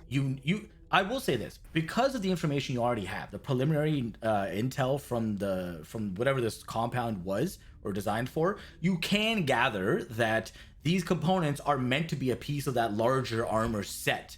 You're just not sure if it's a armor, like a wearable armor by a humanoid like yourself or whoever, or what the deal with it is. You can also blame the way probably I described it bad. I like that better. I just checked my rolls. I got 2 3s on the Yeah, I on the saw that. T20. Yeah, and that's the result of my bad explanation. So if it's a big armor, that means probably hardly giant roll would wear it, rolls. right? I wonder if this is like connected to the frost giants that have the glowing symbols on their chest. Maybe that's why it's open. Yes, because I actually found frost like frost chants inside. Found the one. Yeah. And it looked exactly like what you guys have fought so far. Okay. Yeah. Didn't you say that on one of those armor things there was some kind of slot in the chest? Yes. There's a cavity in the chest for those armor pieces. For some type of object. Yeah. So considering that they got my mentor into this business, they could just be trying to create giant constructs or something. And that's just a power source or something else. At least that's one of the theories I would come up with. Let's All right. I wanna do some like staking out on like on their activities now. Something. Yeah. Yeah. Take your dirty clothes along. Like For an probably, additional like, disguise. check the entrances and the activities of the temple. You know. Also, Okay. who do we have as allies here that we have kind of have involved with our investigation? You guys Aside have from actually, I'll let Marvin. you figure that out. Martin. Martin. Yeah, he's pretty much the main contact. Everyone else is either in a higher position, the guard chief, or Rufus, who is no longer here. So, well, we are pretty much lacking in additional contacts. Like someone we can ask information based on, aside from like Evelyn, which we could probably have more information. Well, we Yeah. can pay for information at Mona's. But it's probably gonna be expensive. What kind of information do we want though? We need to know what questions to ask. Yeah, I mean, the current state is that we are investigating the Nutoj, and we found that they have some kind of assembling station below the library, so it's probably something illegal. I mean, The illegal thing things is- Martin would know. He Yes, does a lot of thing- illegal things. Thing is, when do we contact Martin, inform him about it, and plan for the next steps? Because, considering the people we saw down there, going in alone is probably a very bad idea. I would like to Suicide. like I want to ask Goldor if he has any idea what those shimmery glass jars are. I'll try to describe them as bad as I can. No, as good as I can. But like I want to like see if Goldor would have an idea. You mean the viscous glittering stuff Yes. in those bulbs you described? Well, unless I can roll for something, then I have no idea. And Give me a would history actually check. needs. History check. All right. Yes. I was just waiting. Then Have you guys finish your conversation before I ask? yeah, that's what I asked, if I have to roll something or if I need a sample to actually check. All right. Let's see. Maybe this time I'm rolling good. And obviously I'm boosting myself since it's non-aggressive stuff that I can actually use the boost. Okay. 19. That's not bad. All right, you start to take in the information that the orphan's giving you, and the closest thing that resembles that shimmery liquid type of a fluid is when you were in the ethereal plane. That flowing river that was floating in the air is the only thing that you know that glittered and shimmered as it flowed. Not sure if it was viscous because you guys didn't go up there, but the closest description of it. I think me and Hugo would know because we went up there. Yeah. Wait, the one that Yeah. wait. The one that took off Yubo's finger? Yeah. Yeah. That's the one. Okay. The Yeah. closest. That's well. the closest match to that description. Wasn't the bowl we used to actually gather some of the stuff also crystal-like? It was. Yep. It was a glass And, crystal like substance. And when we tried to take that out of that realm, it didn't. So somehow these people Either able to did do it it. or were able to Yeah. recreate that stuff. that's Well, That sounds like Only a if problem that- either way. only if that theory holds true. I mean, that's pretty much liquid magic. Or liquid power. So, Thorfinn, you said there was a bunch of gnomes down there. Is that correct? Mhm.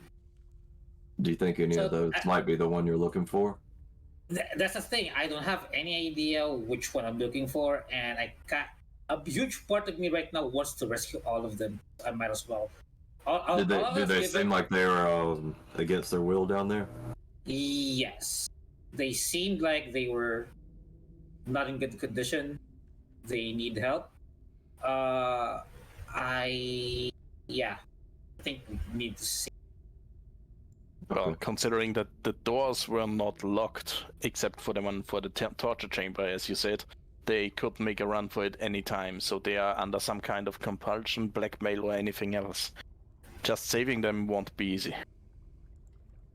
So here's No, the but I thing, think it's though. something we need to do. Yes, definitely. They could be too scared. They might be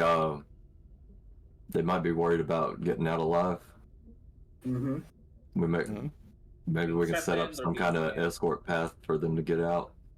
Yeah. Well, they So at least have some kind of incentive to stay behind. Be it fear, be it, well, blackmail, be it maybe a slave collar or which is at the same time like compulsion spell or something.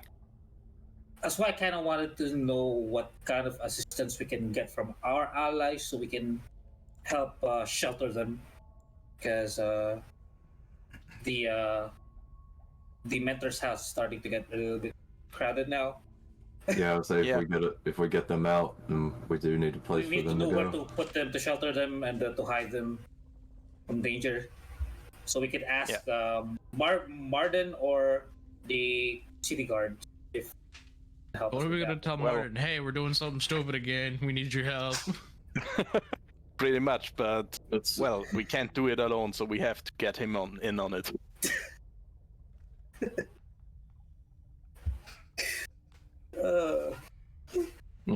hey, buddy. He's gonna get sick and tired of us, and it's gonna be so sad. Well, yeah, we are giving him a lot of work, Alright. but at least he's getting forward with his investigation. Maybe, I was like, maybe if we do something for Marden, Everybody- ask something if we can do something. I say he contacted us for. Everybody give me a Or- history check. Oh boy. Oh my god, that's amazing. I love it.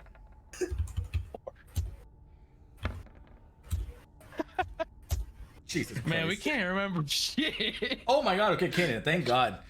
You remember that, I think you might have even been mid-sentence saying it, but you remember Martin is the one that gave you Yeah. specifically, the message about a missing individual who has extremely valuable information that cannot be allowed to be kept captive. In the chance that that information gets relayed and a lot worse outcomes to come. Yeah, I remembered all of that. But what is up with good that? enough. When was that? Like what? Last year? What? It just happened. No, it happened like a month ago.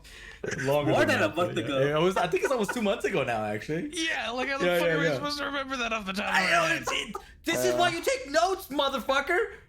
That's what we got Well- called here for.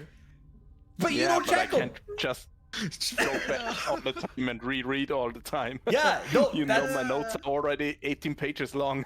exactly right.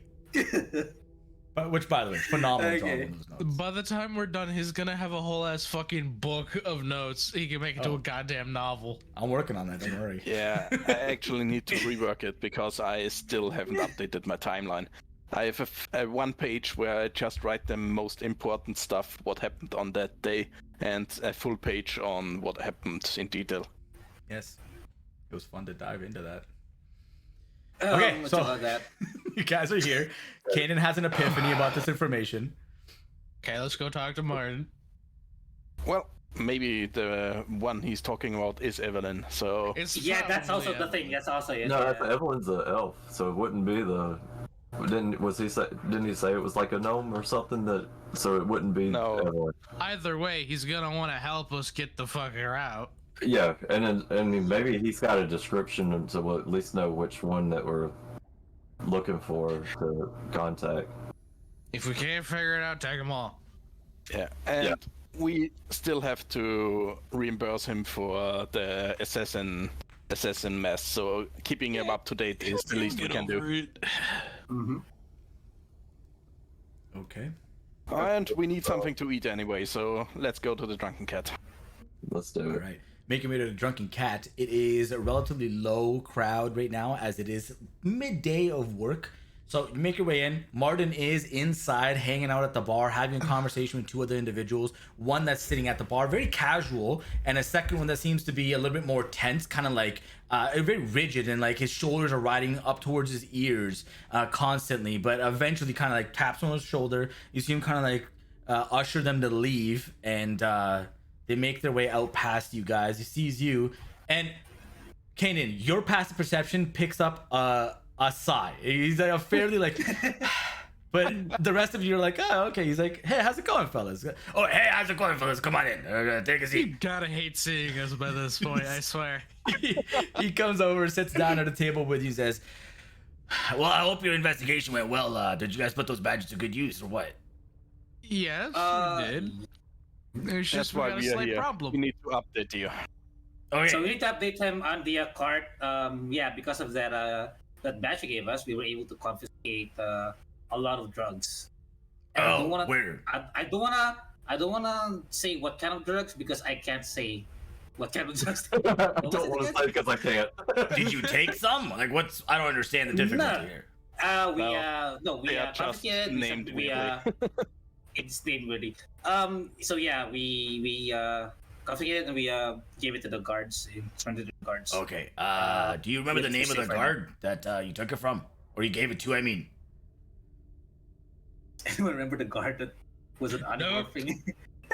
Well, I did talk with her, but I check if I have the name. I don't know if you did. Guard for the No. divorce. Again, I'm bad with Guard names. number 4, I don't know. Extra. Guard number two. number I know that I introduced myself to her and she also did, but let me check. It was yesterday. Oh yeah, what? Yeah, it was a caravan. Also, it was a caravan by the Nutoj. I have the memory which, of a fucking goldfish, okay? The caravan was by those bald freaks. Yeah. Oh, They yeah. keep telling me to smile. I swear I want to slap a smile off one of their faces. God, they're annoying. Yes. I actually don't have it noted down. That's But I fine. it's do not a big know deal. that I talked with her and introduced myself. Well, as we said, we caught the carriage we were looking for. We confiscated some drugs. It was part of the Nutoj group, and well, they weren't really cooperative, so they were put down. We also found some other interesting stuff, metal parts that we continued to investigate. Well, today's investigation continued with a secret compound, you could say, beneath the library, also driven by the Nutoj. Thorfinn, Okay. you can give a better rundown, I think. They got So, a bunch yeah, of nuns down there. Are you aware that there's like a huge facility underground that runs from the under the library? No, Are you aware of this? but then again, I don't go to the Okay. library, so I wouldn't know. Well, there's one there. Yes, and I remember you. I mean, Kanan, remember that you kind of asked us to rescue a gnome, and I did an initial scouting mission there. There were a bunch of gnomes, and they all look like they are captives. We want to get them out, and we might help. Because I will try to describe which kinds of individuals there are, like the ice giants, the potential danger that we might be facing. Now, I don't mind trying to face the danger, but we need help with. We need a place where we can. Yeah. This is past our combat abilities. I see. Maybe, maybe not. We need help. It's definitely past our combat capabilities. Okay, tell you what. Here's what we can do. This isn't the first time that I've had to do this type of work, so I don't doubt it. I'll use my connection with the guard. I'll talk to my Landra and see what see if we can't do a. Well, how about this? Let me ask you this question first. Do you have a plan? Do you have like a some type of organized attack that you want to do, because I can then squeeze pieces and elements in wherever I can with my group. I mean, there's we two don't- different entries. No, we don't have a plan. How We about don't you have a give us plan yet few, because like, the. Go ahead. Go ahead, Forfan.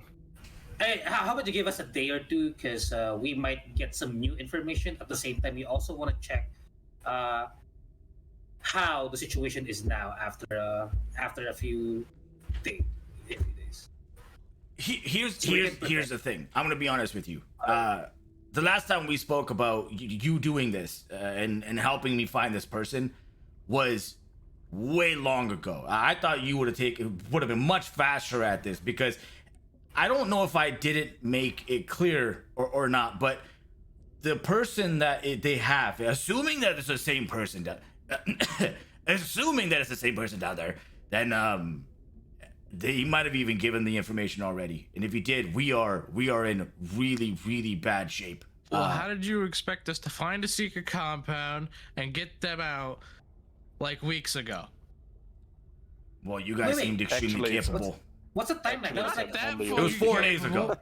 It was 4 days ago. Yeah. I understand, but Yeah. you guys seemed extremely capable people, so I don't know. Yeah, it's been 4 days. What do you expect us to do in a day? You're right. I put my faith in the wrong group, is what you're trying to say. Maybe I'll bet on a better Exactly. horse next time. I don't know. I think we're good to do this. I don't. At least we got to the. At least well- we found them eventually. Goddamn. We need Well, to do at this. least, is that known that Forfan described the person you were looking for? It sounds like him, yeah. Did you ask his name? Was his name Whittle? No, I wasn't able to talk to any one of them because I was hidden. It was a scouting mission. It was a stealth mission. I didn't want to. We sent him in with invisibility. Get rated. Hold on. Hey, welcome in, folks. How we doing? Thank you for the raid. How do I say your name? Guarita Arcana. That's it. Okay. How are you doing, folks? Welcome in. We're in the middle of our D&D session here. I hope you guys are having a great day. Can I get a shout out for Arcana? I'm just gonna say Arcana because I'm not gonna be able to do this with my brain. I'm not gonna lie to you. But for those of you coming in, I'm Good Vibin'. I stream D&D now, basically exclusively on Saturdays. Here are wrong side. Here are the goober piles that play with me. We're missing an individual right now. Hey, don't interrupt. It's not a big deal. It's not. Don't apologize. You guys are doing just fine. We need to take a minute away. Do you guys want to take a break as a group real quick? Take about 5 minutes, stretch your legs, get a drink, and then we can sure. regroup here. Yeah. All right, perfect. Yeah, let's do that. But yeah, no, exclusively at this point, I basically just stream D&D, and we're chilling right now. We're doing my homebrew Norse campaign, and these guys are nearing the end of the first chapter, which is super friggin' exciting. And yeah, we're having a good time. They're planning out how to extract a bunch of captives from an underground compound below ground, I guess. It's called underground. But how was your stream? What'd you guys get up to? Did you guys also do D&D? What are you guys up to? And Iron Byron, long time, my man. Long time. 1,000 years I have laid dormant. Yeah, no kidding. Yeah, at least you reared your head at one point. Man, I am so stoked for this. You guys are doing a great job, by the way. Preparing the place for today's session. Ooh, you guys do it in person or online? Preparing the place for today's session. Nice. In person. God, I'm so Nice. jealous. Yeah. So jealous. We all wish. live like across the country, so that's not happening. We got Yeah. Alabama, we got Florida, we got Canada, Ontario, Canada. That's me. We've got Philippines and Goldar somewhere in the EU. I don't remember specifically. Somewhere over there. Well, we're basically like Sparky. For you, what time is it right now? Like 3 a.m., 2 a.m. 4 a.m. Good lord. 4 a.m. Freaking legend, man. Absolute legend. 3 years ongoing campaign. That's awesome. I would love, please tell me what your campaign is about. I might not read it right away, but I love hearing what other people's campaigns, whether it's homebrew, whether it's like elements of it are homebrew, or you guys are using like published literature and just interjecting Rever to do other things. I love that stuff. I love it. I'm all about it. So tell me about it. And also tell me like where you guys are from. Why not, right? I miss playing in person. I know. So Softy Mallow is an IRL friend of mine that I used to play in. Actually, I introduced D&D to you, didn't I, Mallow? But yeah, it was a good time. She she played D&D for the first time. Yeah, you and my wife played D&D together for the first time as I DM'd it for you. I lost my old account. It is good to be back in the stream. Hey, it's all good, man. It happens. It's all good. All right, you guys ready to jump back in? All right. I'm ready. Yeah. Okay, so you guys were having a conversation about course of attack, I think, or how you want to deal with this. Martin's That's the Martin's. I think we're trying to make sure we got a place for them. Safe. He asked us for a plan, and we basically said we ain't got one. So you're looking for a space. He says, you're looking for a place to put all these gnomes. Is that right? Yeah, and actually, what we need is like for, because like we know where the entrances that we can go in and get out of, which is the library and the outhouses. We need that to be secured. Like we need people from the outside to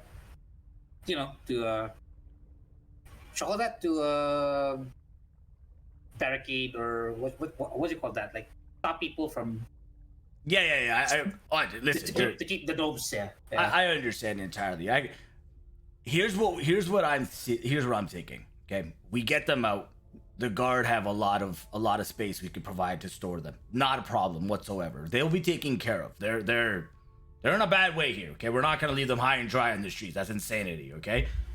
Here's what I'll do with my people. I'm going to go. It's still fairly early. I'm thinking we do this tonight. This is going to be easy enough to do. I just need you guys to figure out how you're going to play a role here. What are you going to do? What element are you going to focus on? Because what I'm going to do is I'm going to go to the guards, and like you already said, Thorfinn, they become horses and things, right? What better way to lay an ambush than have 10 little flies that just kind of make their way down, and then boom, they're in the middle of it all. You get what I'm saying here? Yeah. I'd love to see I don't that. know. But It could be a distraction, I guess. I don't know. Who needs a distraction Yeah. when we can actually be useful? We can go down there and kill these pieces of shit. They're clearly not good people. Yes. Distractions are when you're trying to reduce collateral. I want to kill all No, of I them. meant like distraction, as in we take their attention away by killing them. Yeah, that works. So figure out who, what, or your role. I How are gotta we gather supposed people. to know who's involved down there, and who's against their will though. That's why I don't want to just lay waste to everybody, because there's some people down there We've that had are. we've had this. We've encountered that before, wherein we had to fight people who didn't want to fight but forced to. Well, giant bad. How about that? Bad. Okay, how about this? I'll do you one better, okay? We'll go down there. We'll poof out of, well, not me, I'll stroll in like a badass. And then the little flies will buzz in, do fly stuff, and then don't be there, right? People again. And we'll ask, we'll be like, hey, you bad or you good? And if they say anything other than yay or nay, off with their heads. Easy. I like this plan. And I'm gonna be real with you. I don't know how you all operate, but I operate with a zero tolerance policy. If I see them in attire that insinuates that they are not, kosher, off with their heads. If I see one of them touch me or my allies inappropriately, both damaging or otherwise, off with their heads. Does that make sense? Yes. That's fair. I can't blame you. Because at the end of the day, And one goal. That's it. My only goal is to get that person out, and that's it. I could care less. And I'm sorry to say this, but I've lost other allies. I've lost other hired help. So if you guys get stuck in a predicament, unless I can actually go and help you, you're on your own. Yeah, fair enough. fair enough. Because at the end of the day, and he gets a little bit quieter when he says this, at the end of the day, I can't afford to blow my cover and be... You see what I'm getting at here? No loose ends. What even is your cover again? I don't even know. Don't worry about it, big guy. Fair enough. A little over your pay grade. Nice try, Norvac. I think everything's over my pay grade then. Yeah. Right. Good. Okay, Then tonight then. the plan is going tonight. You are going to cordon off both areas, No, and I'm gonna choose one. You tell me what's the best one to go Yeah. down, because I don't have enough people to do this. Otherwise, it'd be very suspicious. Outhouse will probably, right? yeah, the outhouse at least led to the area where the gnomes were discussing. Yes. Hopefully they are at least there or in the immediate facility. So you will at least get directly to your people. And we can also give you a map that shows where the cauldron was and where the most enemies were centered. Okay, priority number 1 is to get these gnomes out. That's it. The other people, if they get in my way, they die off of their heads. But if they don't, fuck them. They can stay there. My priority is get the gnomes out. Afterwards, we'll deal with them if we can. Good. Okay. Figure out your plan. We'll talk tonight. We'll clarify, iron out the details, and we're gonna go in. We're going in hot. All right. Time to get something to eat. Okay. He calls over a round of food and bevies, and he says, "This one's on me. You guys did good work. Enjoy yourselves." And he goes off to the bartender to just explain to him, like, and he looks over at Norback and he's like, "You look like a guy who could drink a lot. Take care of him, please." Also, three sets of meals to go. Yo, he's like, "Hey, you know, it's fine. We got three people to feed at. That's fair. It's not a problem. That's okay. I understand. I respect it." The bartender starts to take care of everything, starts to get everything prepped, makes a large assortment of drinks, puts one in front of everybody, puts 4 in front of Norback, and then goes and walks off. Martin immediately gets up, puts his hood over his head, and walks out the door, and is gone to do whatever he said he was going to do. You guys So I wonder how long it's going to take for us to do something where he's tired of us again. Probably not very long. Before the night's over, I'm sure. Yeah, I would assume so. What are you guys doing? You're left to your devices right now. All right. Do we need to prepare anything? How is I would like everyone to buy about? Yes, that's what I was Obviously, asking. just eat and drink my food. So Alright, yeah, we can do some preparation and talk to Evelyn. Yeah, I want to check on Evelyn, make sure she's still doing well. Maybe she's up for a battle and wants some revenge. She's up to join us, and she could also maybe guide us while we're inside. Yeah. Talk to her. What type of person Course. she is? What type of combat ability she have? Maybe she can help if she wants to. You know. Well, what we saw, she was dual wielding blades and pretty much cutting a good form. But with all the torture, I don't know how much rest she will need to get back in shape.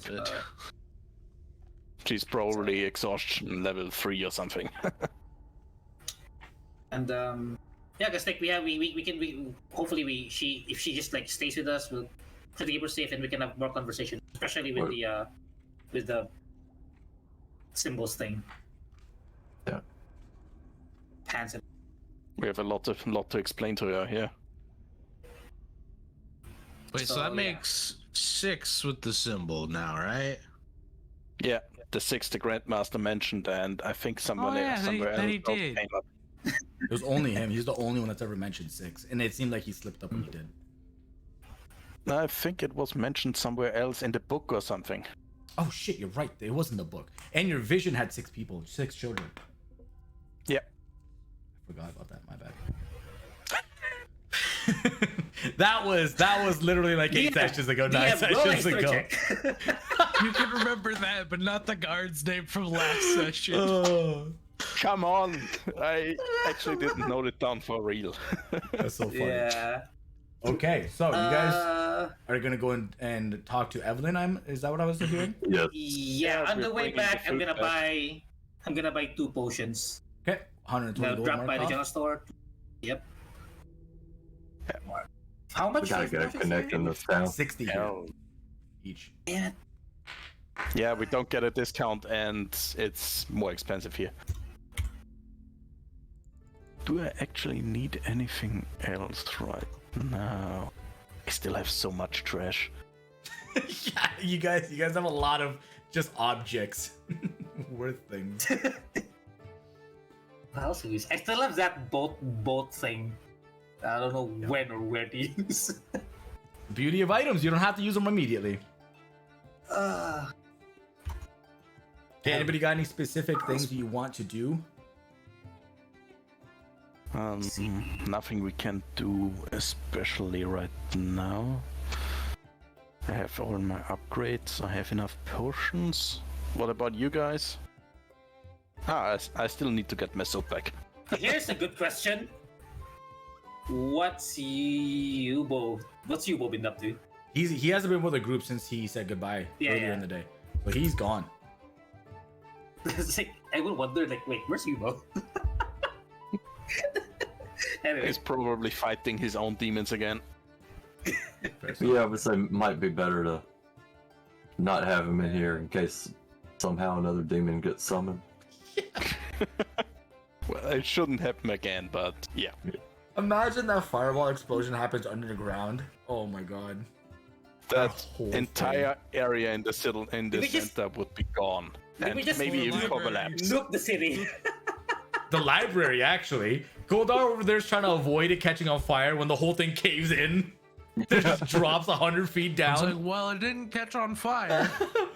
However, it's in a big pit. That's Mission Can I accomplished, actually- guys. Pack it up and go home. Can I even try to put out fire or something with frostbite? No. No, you definitely cannot. It's good effort, but no. You guys have other means of putting out fires, literally. Yeah, I can throw one of my pellets down and then an explosion of water is gonna rip the library apart. Better than it being gone, I'm just saying, instead of displaced. Right?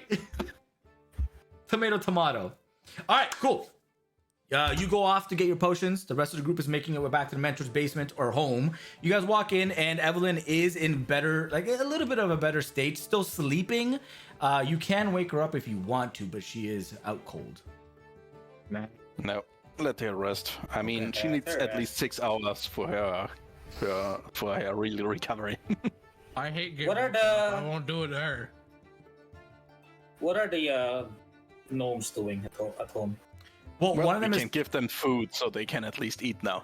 Yeah. They have food that they're able to cook up in the mornings and eat, but one of them is currently tending to Evelyn. You can see that they've placed like a hot towel over her head. One is tending to that and going back and forth, replacing, making sure that it's warm. One is making sure that she is sufficiently, like the temperature control is good, is like fanning her and stuff, and is like they're doing extremely good work. Just very kindly taking care of this person who is very beaten down and battered. They seem to be good-hearted people, and that's what they're doing. Yeah. She seems So important to you we are- guys. So I want to give them The extra food.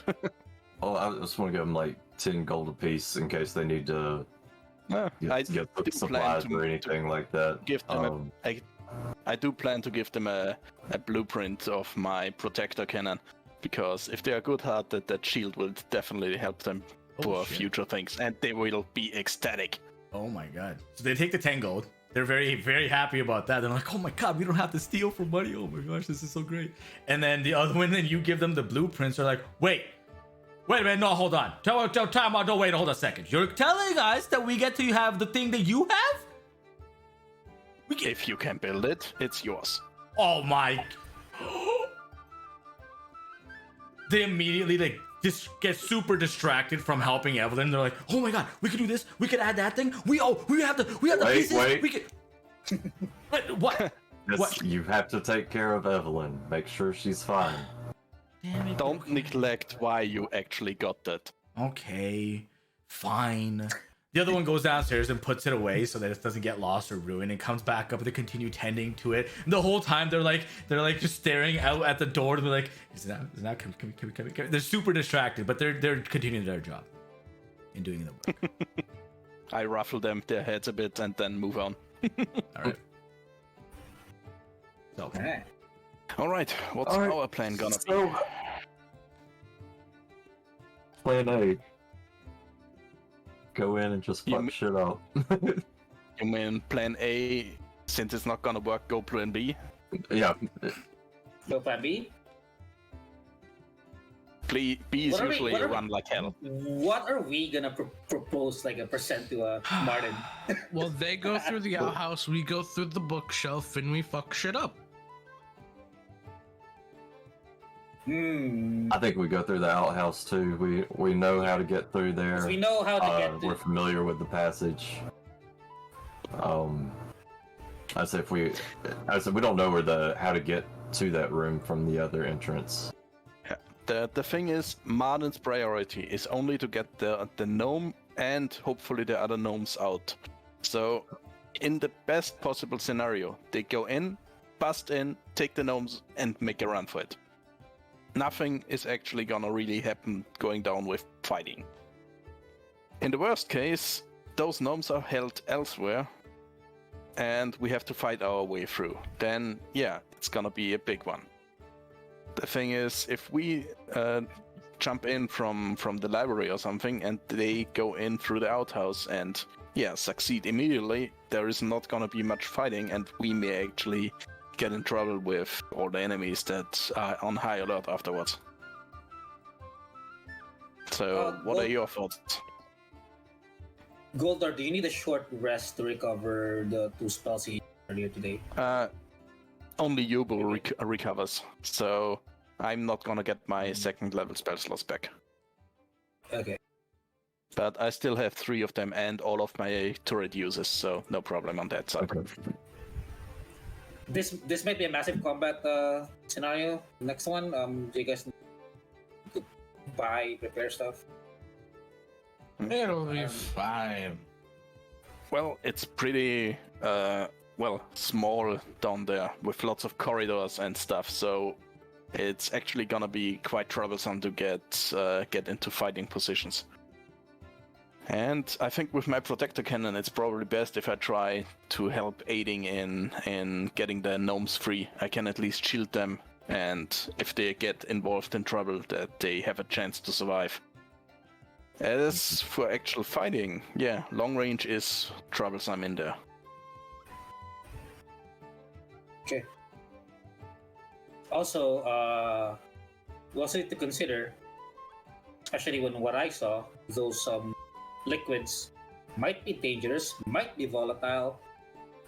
We might wanna make sure nothing bad happens around that area. Or you can just throw it at the enemy and see what happens. Or we can just blow it up when we are retreating. That's Yeah, actually a really nice distance. If you throw it at the enemy and see what happens, then you'll know if it's dangerous or not. They make great test subjects. Yeah, as long as they are far enough away from you. Fair enough. So, looking in summary, we're going down through the outhouse entrance, secure the way towards the gnome, and make sure no one gets to them. While Martin and his team get the gnomes out. We do whatever we can to help the gnomes out.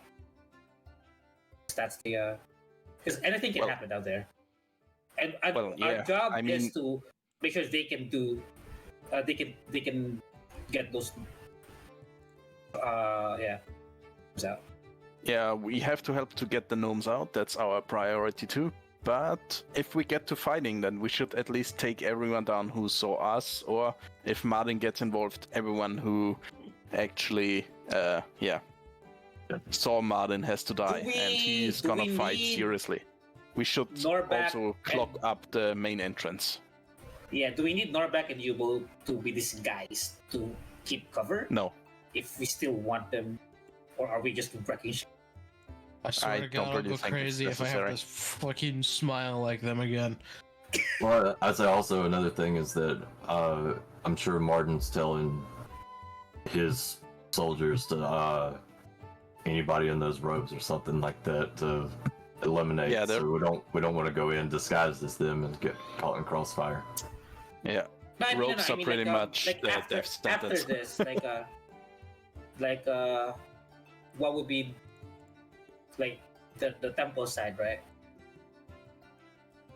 Because the temple and the underground, we know they're connected, but how is that gonna be a? You know what? Let's let the city deal with it. You know what? Let's live up to our name, be unpredictables. Let's go in there and let's figure it out on the fly. Martin, we just. So the plan is that we have no plan. That's a great fucking plan. Isn't that pretty much always the same? Yeah, the same plan we always have. Well, at least now we did some scouting and we know who's there. I bet Vyman was like, yes, they're finally doing something right. They're planning. And then we're like, nah, fuck that. I was so proud of you guys until that last comment.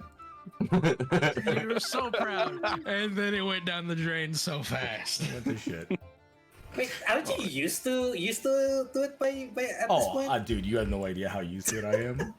Like I've resorted to half not planning anything. That's how used to it I am. Oh god. The more we think actually- about it, the more the fuck it, let's go meter builds up. The more we think Oh yeah. The more we think, the more fuck it we go. Exactly. Hear me out. The main entrance in the library downwards. Does that look like it could be collapsed?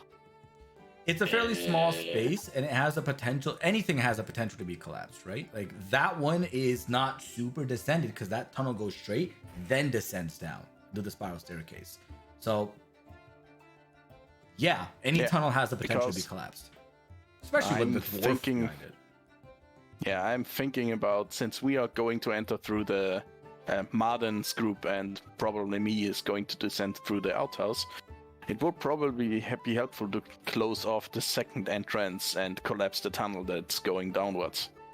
It's only going to the Nutoj area and not to Mona's area, so she should be safe. It shouldn't go into the Thief's Guild's territory if we cause double damage and no one can get out of there. I don't think that's a good idea, because if we close off one entrance, then if they do call for reinforcements, then they're going to come in and block our way out for the gnomes on the through the outhouse. Like if they can't get in that way, they'll have to come in the other way, and that'll seal off our exit without having a escape route for the gnomes. Yeah, true. But I was just thinking, if we collapse one of the entrances, then none of those can escape in case we have to kill them all. I mean, they will know that someone knows they are down there, so they will try to either vacate the area or anything else.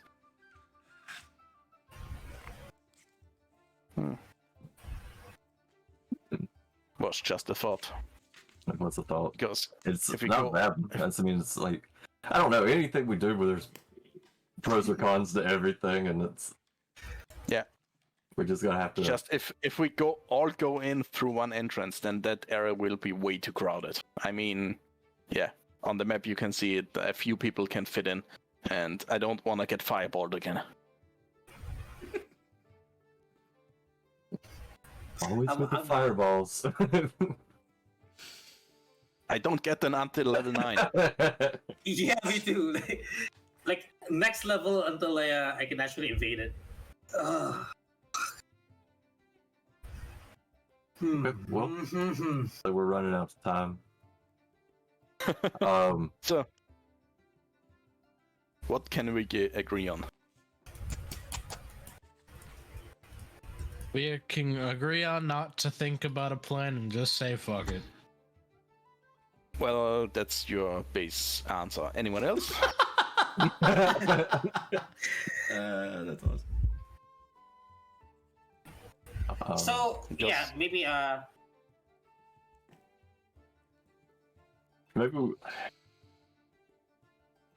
what if we send all of Martin's groups in through that library door, and we all go in through the outhouse. That way they can control who's coming in or out through that way. We can clear the front way for an escape for them, and that way we're kind of like, and if once we do get to the main room, we've got attacks coming from both sides and can contain things that way. yeah. I mean, here's the thing. One thing we can propose is like, yes, we have people getting the gnomes out, but at the same time, we also need people to neutralize threats. We're gonna describe like the potentially dangerous contraptions that are being built, potential like dangerous magical items that could be used, and we might need people to help us fight the threats that are deeper in. Like that's only way to keep everything to for things to is to eliminate the threats.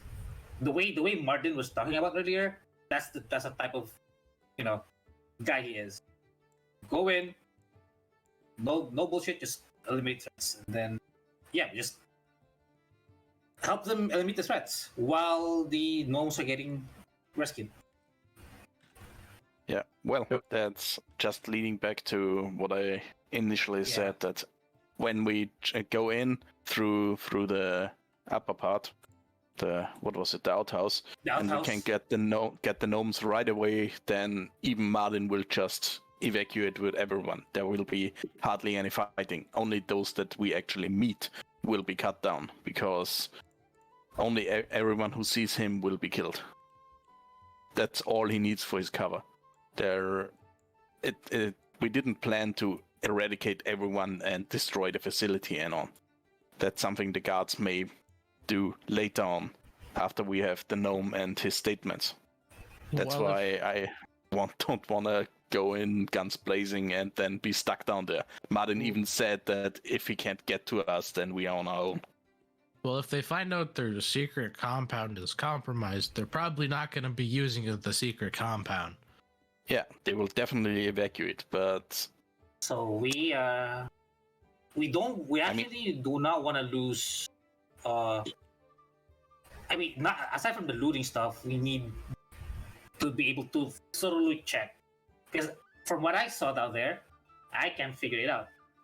It would be better if someone like Goldar, Yubo, could check the area.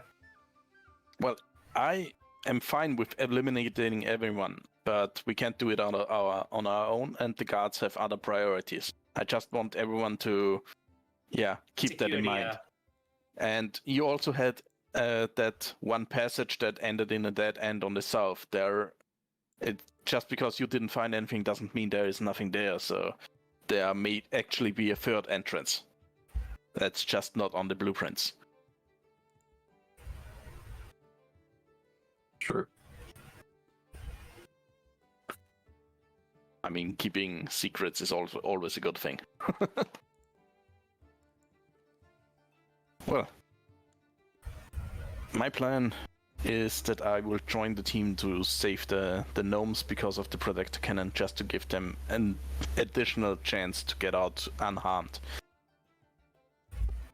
The second area on the elimination team should be cut off. Well, we do have sending stones, so I can tell you when we get the gnomes out safely and we don't really need to fight much, or if the gnomes are elsewhere and we actually need to charge the main area and kill everything. Okay. I was can pretty much wait in the main area, and not the main area, in the library area, and if we can't succeed, then you can charge in. Yeah, I was like, until we get in there and actually see what's going on and figure out where everything is, our plans are going to change regardless. Yeah, it's just some, let's say, standing orders.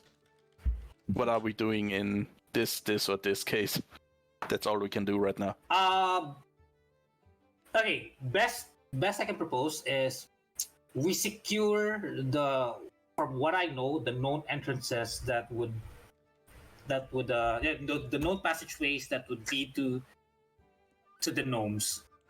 Like, I see 2, potentially 3 passageways, especially the one that's like a cave.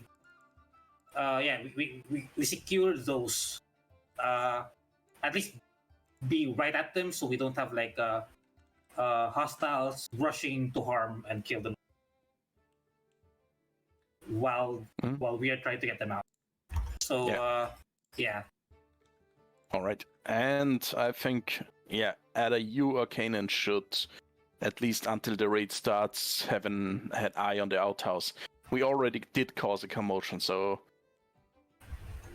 maybe they are already moving stuff or getting reinforcements in or out. So we should at least have an eye on it until the raid starts. Okay. So that's for now. Standing orders, adjust to the situation.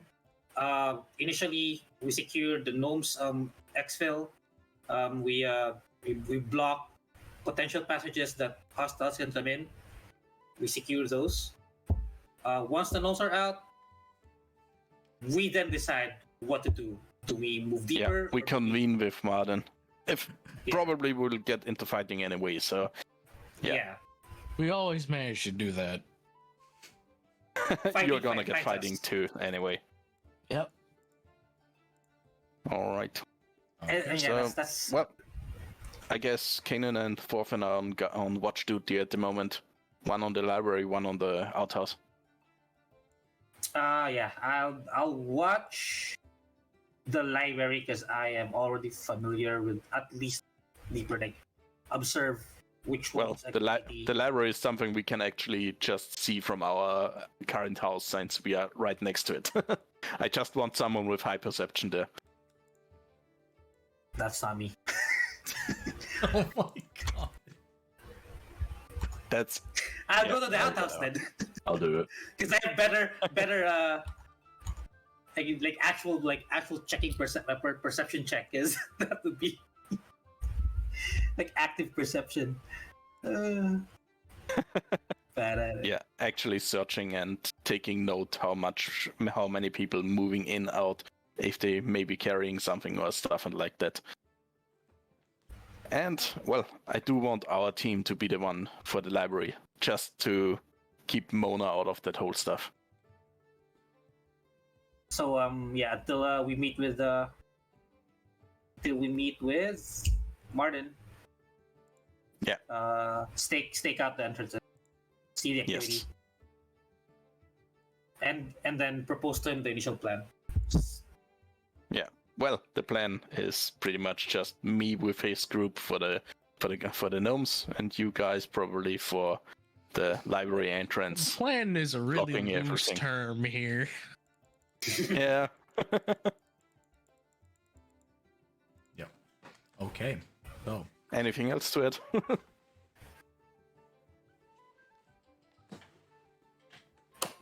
Good. Guess not.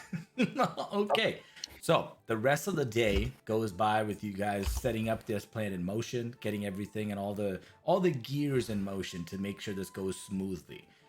During that time, Martin does eventually come up and find you guys as you're roaming out and about through the city and trying to do a little bit of last minute recon, and informs you that he has managed to get 6 other guards, and Mylandra will be one of the 6 that will be joining you guys.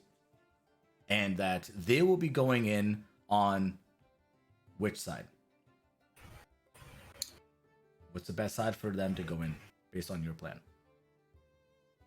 Based on the plan for saving the gnomes, the outhouse is the best area. Outhouse, Because that's the area we saw it would be easiest to go to the area where they at least discussed. We don't know if there is any sleeping rooms further in. Okay, all right. Then in that case, the outhouses decide that they will go in to make sure that the gnomes get out safely. And that, are they expecting to have some resistance? You could, yeah. Okay, all right. They'll go in Yes, according to definitely expect resistance. And, well, I don't know how much Martin told him, but how many people are approximately in there, and at least one of those battle trolls or little giants or whatever that was. Okay.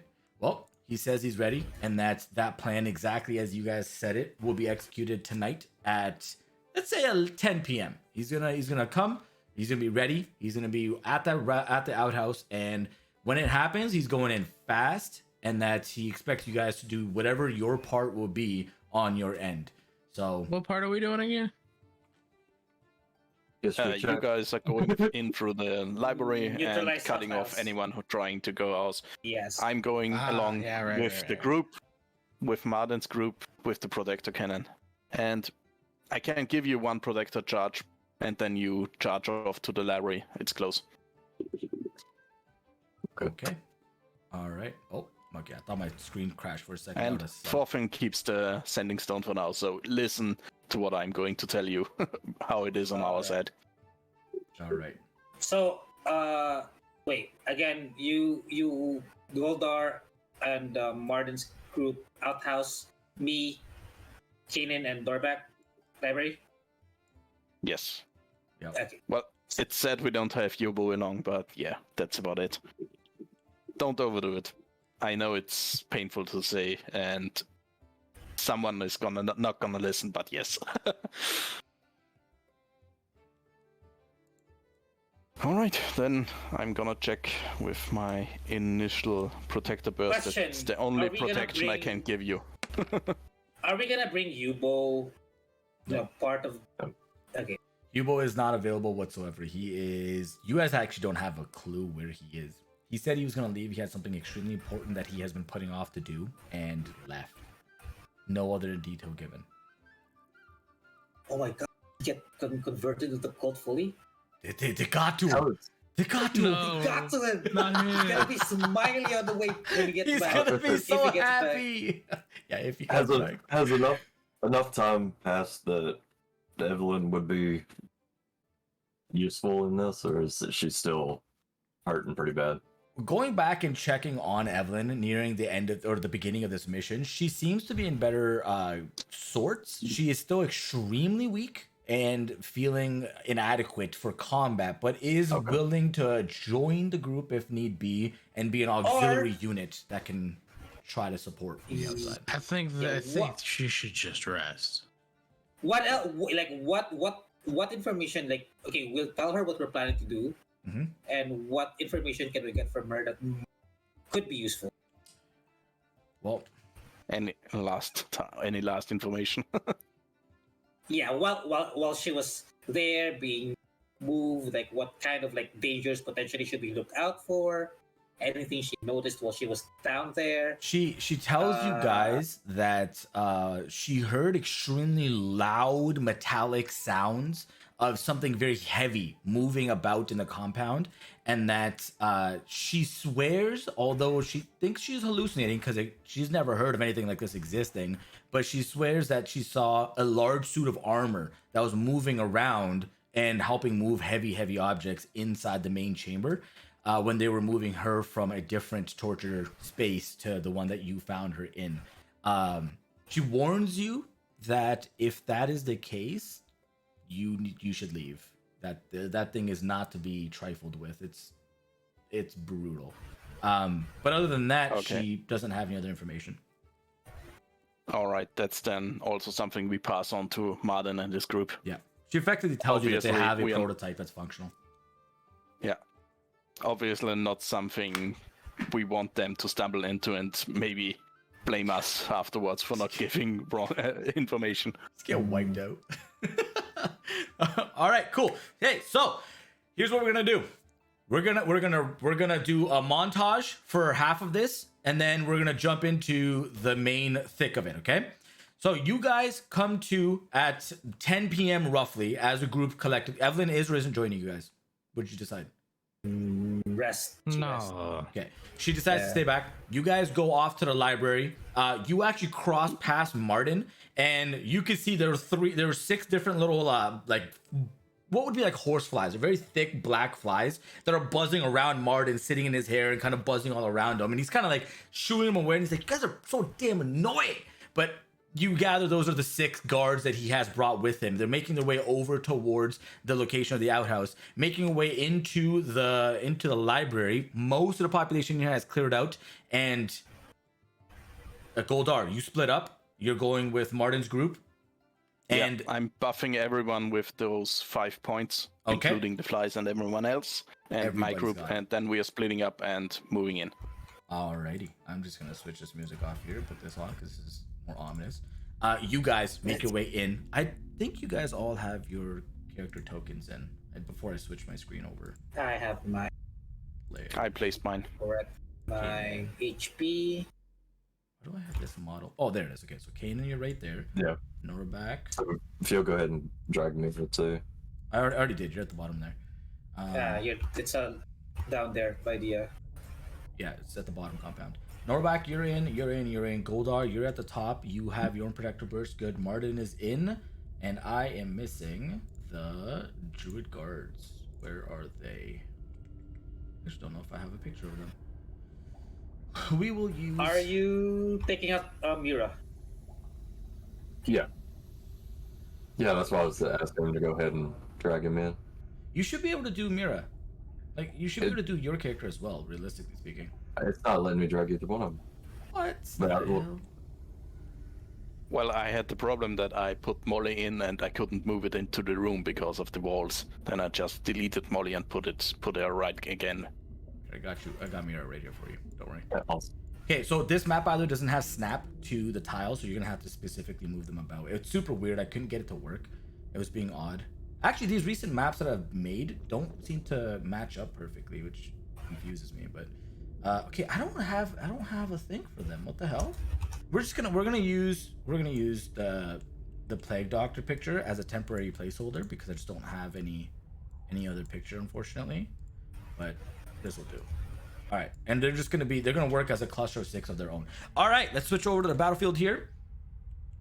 We've got a very large compound and you guys are here and 2 different spaces. All right, so you guys make your way in. Goldar, you go in, and immediately the moment you get to the bottom, you see those horseflies go out ahead and bamf into their respective humanoid forms and are dusting themselves off with staves and everything present. Martin calmly and coolly walks forward and unsheaths his blade and brandishes.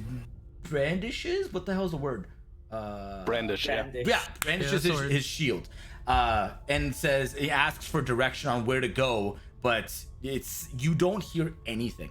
It is dead silent in this space right now. Right, we better be careful, but the last time we saw those gnomes was 2 rooms down.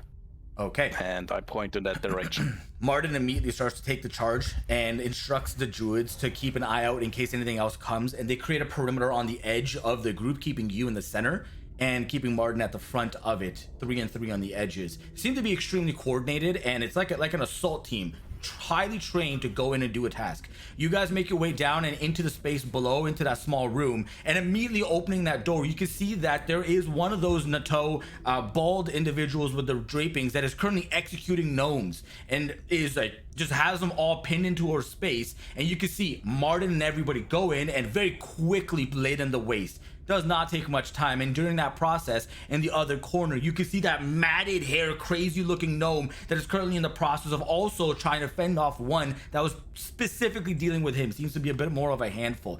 Everything is crazy and chaotic. People are getting wild all over the space, and you're kind of in the middle of the fray, and we'll jump back over there in that process.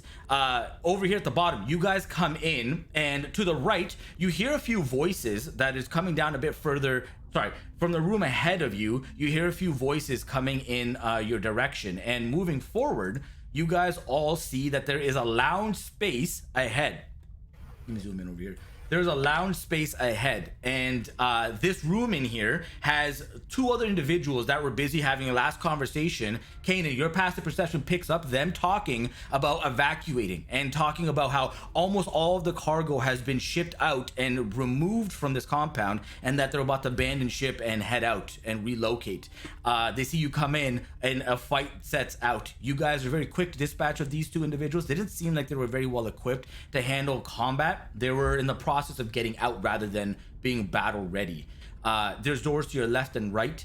Exploring around, you guys are able to very quickly discern that these rooms have storage space there, a hallway that goes down further to the end, and this room in here is a large pile of what the hell is it called?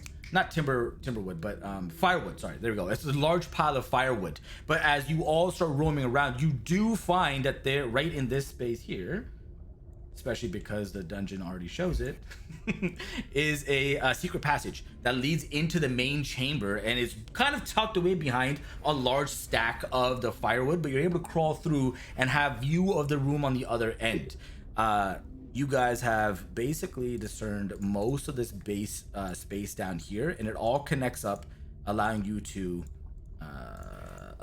move about freely. There's nothing really impeding your movement. Oh, what the hell? There we go. Impede your movement. Okay, it's at that point that Goldar, you and everybody else that is in that room sees this small gnome stop and lay this dude to the ground and kill him, looks up at you all and says, "What the hell is happening? What's going on? He's losing his mind. He sounds like the extremely scratchy voice of this like pubescent child going through puberty. No, and Goldar immediately. It sounds familiar. It sounds so damn familiar. It almost sounds exactly like your mentor, but he looks different. He's got white hair. He looks a little bit shorter than he did when you last met him. That metallic armor is almost exact. It is the exact same arm, but he looks very different from when you last had been near your mentor. But he doesn't seem to recognize you right now. He seems to be in like this haze of everything going around. And taking an account of the individuals in that space that you just interacted with, only about four of the gnomes had died and been executed before you intervened. So a good cluster, we'll say a total of your mentor plus 10 other individuals are still alive. Martin immediately escorts all of them and starts to rush them out the main the outside of the porta potty exit. And while there, you guys you can hear lots of loud scraping sounds coming from chambers beyond. And from this space over here, from this space right here, oh, you can't see that. Perfect, Goldar. You can hear, knowing that this is a secret passage, you can hear a lot of those sounds echoing in through this tunnel. Martin's already moved on beyond, and the gnomes are being one by one filed out of this location. What are we doing? This is the information you guys have. All right. So, well, the protector burst. The protector burst is something that I threw in when we charged into the room to help the gnomes. I don't know if it actually did something, but, well, just to make sure. I immediately take out my sending stone and tell Thorfinn, we got the gnomes. Martin is escorting them out. Don't do anything too hasty. And I move back and shout to Martin's group, I hear something scraping and heavily moving. We better rush this. Okay, he's starting to move. He starts to like basically double time, and they're moving as fast as they can, and they're starting to do their thing. But it takes some time, but they're able to get them all through. And Whittle being the last one in the cluster of gnomes, and he's basically just complaining and arguing this whole time. He's like, I've been here for so long. It's been 10 freaking days. You have any idea how crazy this is? And he's just losing. And Martin's just like, shut up, and just trying to shove them out and above, and just trying to get them all out. But they get them out. In Goldar, you can hear those sounds getting louder and louder as you guys are filing them all out. The group at the bottom, you guys make your way out, and from your space, Thorfinn, you can see that it's been abandoned ship. Everything, all those metallic bits and bobs and pieces have been knocked off of the tables and counters, some left behind in a rush. Where all the white spaces are was where the storage was, because I can't actually access and delete those from the map I made, but all of them are missing. They're all gone. And in the last few moments, you look over to your left in that hole to the left space here, and you can see that giant Nutoj priest is in the process of throwing one of the barrels down and into that hole over there. And over off to the left right here is that giant metallic robot. He's the only one left, construct I guess, is the only one left still on the conveyor system. Everything else is gone. It's him and this giant over here. They don't see you guys yet. Yeah. The forge in the middle, this giant cauldron, is also burning out. It's like almost gone entirely. So like he's trying to toss stuff down the pit, right? Yeah. I don't want to. Yeah. With authority, I'll try to. With authority. With trying with authority, you know, it's an attempt. Like, hey, stop what you're doing! All right, he sees you over his shoulder, and he quickly does it and turns his body, and you hear him say, "You will not leave here tonight. Your body will be the last thing before we bury this place down." And immediately starts to rush over towards you. Yeah, I guess I thought I was the dumb one. Yeah, well, Find the freaking picture I want. Here it is. How much is your intelligence? High enough. Apparently not. what? I had enough You for know what? party. Yeah, that's true. He does have enough authority. He's doing it with conviction. I can respect it. Hold on, I'm just trying to resize an image here. Yeah, conviction doesn't really help you when you get flattened by a giant. Hey, it works at the end of the day. All right, roll. Hold on. Roll initiative. Yeah. So I was trying to get the thing going. Just me, right? Well, technically, it's you and the four down at the bottom of the map because you guys are all side by side. If you want to be specific. Damn it. I'm pretty much still evacuating the guys. Yeah, Yes. you're off to the side. You know of the sounds that are happening down there, but you'd have to go and be a part of it. Yeah, no one I- told I me need- they are actually fighting right now. Yeah. Well, I didn't expect Thorfinn, the sneaky guy, to yell, being not so sneaky. Yeah, I mean, I didn't expect you to walk into Trevor's office when you heard them talking too. I mean, not even from you, but you did it. The unpredictables. Yes, the unpredictables. Exactly. Hold on, just trying to get my page here. Let's just say. I'm supposed Just- to be the one that and- does the stupid and gets us into trouble. Yeah, You're but, like, supposed to do bad at stealth. In Thorfinn's mind, it's like, oh shit, he's destroying evidence. They're trying to get away with it, and I had to do something to stop whatever's going on. I'm here for it. I'm yeah, gonna but- Thorfinn. I'm gonna Thorfinn it to stop whatever. Yeah, I mean, Stay in if character, you want nothing to wrong do with that. something, wouldn't it still have been better to just run over and backstab him? And then run away or something? Listen, options are aplenty. It's if I tried and I failed, and I get one hit by a giant when I'm right next to him, I'd rather just like bait him and just have my team help me. that is entirely fair. Okay, so let me go ahead and quickly roll some initiatives here. -1, love that. Nope, that's -1, 0. Submit. 14. Still rolled higher than me. There we go. And then don't worry about this initiative roll, but it needs to be on the board. God damn it. What do you mean, don't worry about it? I said don't worry I about it. know what it is. I Okay. think I'm gonna worry about it. I'm worrying about it. All right, so top of the round here. Kanan, it's you. You can hear on the other end that large shouting sound that just emanated beyond, and you can hear the thumping sounds of something heavy moving around. What do you want to do? I'm gonna I mean, I guess it's already started. I'm gonna move in. About somewhere right here, probably. Round. Hold on. 1. Add, and then descending order. Okay, Thorfinn, you're coming up. Okay, yeah, you move out and you see that giant individual standing over here, and pissed, turned around and takes out a huge club that is right by his side. Okay, so if he's gonna be hostile, I'm gonna shoot him in the face with an arrow. Shoot him in the face with an arrow. Do it. Do it. Damn it. That hits. 5 damage. Nice. You shoot him straight in the cheek and give him another breathing hole. Well done. Alright, but follow it up with another one. Okay. That also hits with another 5. I need you to start rolling better, please. Okay, Thorfinn, are you doing anything else? I'm gonna move Mira in. Okay. You should have access to controller, right? Yeah, just trying to get through that dimly door. Okay.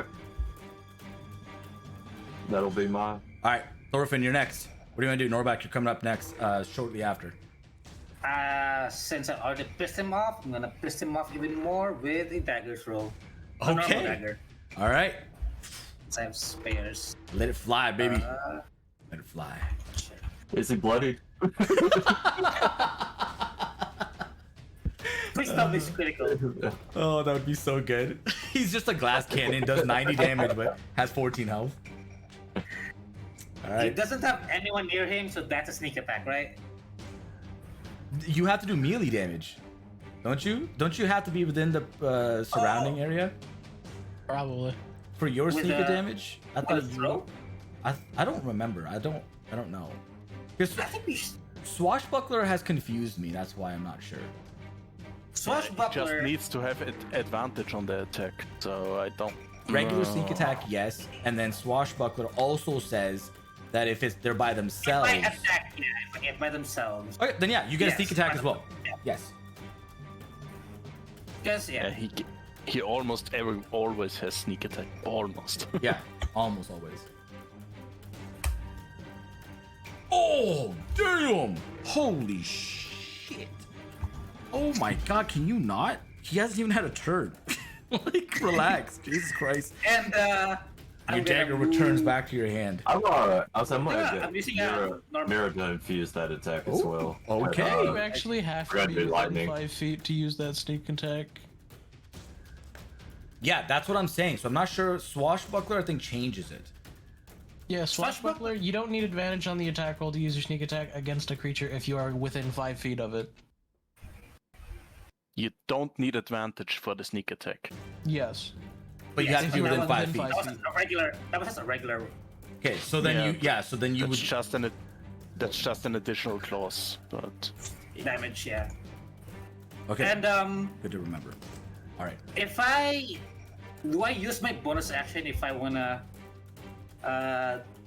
take the sending stone? It's Yeah. like I'll say that. yeah. So I'll use my bonus action, take the sending stone, talk to Goldar. It's like, hey Goldar, remember when you said don't do anything hasty? I did something hasty. and, idiot. and Goldar probably already know what that means. Oh, he sure does. You can probably hear it. He for sure does. Oh yeah. just Yeah. a second. You know exactly what he's talking about. It's your Yeah, teammates. Of Just course a you second. know. All right. Goldar, you can go ahead and roll initiative as you are part of this. Just a second. Ooh. No, Man, no, I can't that's not roll for initiative. I facepalm and I hit myself. You what? What'd you do? Huh? Oh, no. Wait, what? Were you Now doing? I just rolled since I'm in dodge, if I facepalm because of that message, would I hit myself? No, I don't take damage. Oh my god. Okay, we'll roll initiative so that you can be a part of this cluster of nonsense. It is my turn though, so I'm gonna go. Okay. Oh, you already moved me in. Yeah, I'm starting you there. He's gonna walk over here, Thorfinn, since he saw you show up. Hey, Minnie, what's up, man? And you have a 13. I'm so gonna die. Why are you not on the I initiative? didn't have it marked. Just Hold on.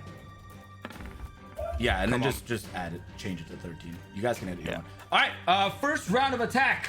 He comes up to you, takes that massive great ball. Instead of a great club, let's keep it thematic. Instead, he's using a massive metallic piece that he just had not thrown down into the tunnel yet. Takes it, winds it up, and comes down over on top of you with a 20 to hit. 20 to hit. I am. Yes, that hits. You take 18 points of bludgeoning damage, and then he takes it up on the other side and comes over to I back. would like to use my reaction to half that damage. All right, so you take 9 points of damage, and then he's gonna wind it back and take the backswing of his multi attack. That's not gonna hit. That's a 12 to hit. Nice. All right, that is the end of his turn. Norbak, it's your turn. You see this giant come over, thwop Thorfinn. He dodges out very, very nicely and misses the second attack. What do you want to do? Me angry. Raging. Oh, I was supposed to get hit by that burst earlier, right? Before we get in. No. Yeah, you had 5. Oh, yes, that one. You take 4 to your Okay. health. 14 damage. 14 damage. Woof. All right. Not bad. Okay, he's still looking good. He's going strong. How about now? Oh! Ooh. So 25 damage with a 25, crit. Jeez. Oh wait, you're a barbarian. You get brutal critical. I'm not that high of level yet. No, I think brutal critical Right. is at level 5, isn't it? No? I don't think so. I thought your first level of brutal. I thought it was 9. Your first level of it? Yeah, brutal critical is level 9. Holy shit! Never mind. Ignore that. It's probably better for me. All right, 25 points of damage. He is bloodied. Ooh, he's not looking too hot. All right, that is the end of your turn, Norbak. Yes. All right, you guys now, you start to hear this rumbling sound and a bunch of compressed air starts shooting out nearby you, Thorfinn. Here, and then a few like metal chains that collide to the ground. And you look behind you over your shoulder, Thorfinn, and you see that there is this metallic robot construct that has now come full into effect and sentient, drops to the ground and wakes up slowly, looks over and asks the large giant in front of you, says, "Need directive." And you hear the giant say with his reaction, it says, "Kill them all!" And he says, "A directive received," and starts moving forward. 5, 10, 15. Okay. And is going to make a fist attack. You watch as he winds back with both of his fists and comes down to try and like squish you between both of his hands.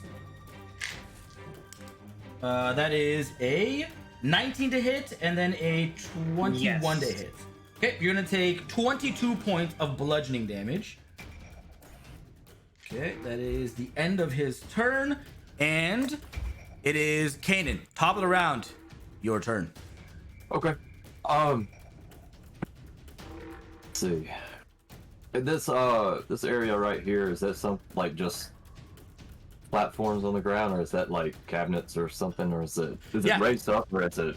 So the elevation here it varies, but the central component around the cauldron is 15 feet high. The whole chamber here, by the way, is about 40 to 45 feet, varying in heights, different spaces, and tapers off coming down to the edges. But the center space is 15 feet off the ground. This giant construct that just came undone and hit Thorfinn is 20 feet tall, roughly.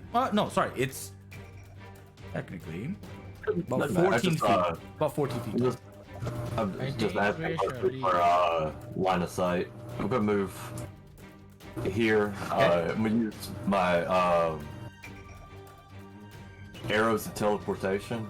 I'm gonna attempt to hit the machine. Okay. And teleport him over the Oh shit. Okay. All right. Go for it. Okay. All right. That does not hit. You fired your... Can I use my inspiration? Yes, you can. What is your inspiration value? 1d10. Okay, roll the d10 and we'll add it to your... So by the way, for people that are watching, inspiration in regular D&D 5e is extremely lackluster and boring as F. So I've changed it for my campaign where every time they get an inspiration, it's a die value. And if they already had it, it goes up in tier and they can use it for anything. Death saves, attack rolls, healing, you name it. So we're currently using it to affect the attack bonus. So mark off that your inspiration is gone, Kanan, but you get a 20 to hit. You fire it. Initially you think it's gonna miss, but the construct moves over and it goes right between its plating, and you do 7 points of damage to it. No, I'm teleporting him to the... Yeah, he still takes damage though from the arrow, right? Still an arrow. Yeah. Oh, dude, that homebrew's 10 times better. And it's a little busted.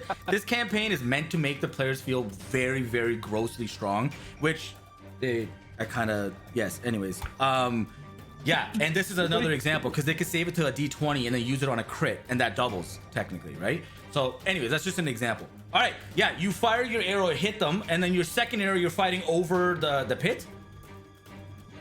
Yes. All right. Where are you? Give me an attack roll. This is just to see if you get a nat 1. If you get a nat 1, that's bad. But if otherwise, you're fine.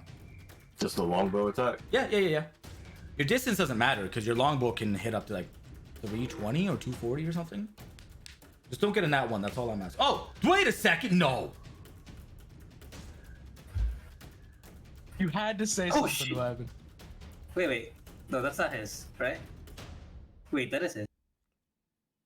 You fire your arrow, and unfortunately, it collides with the wall over here.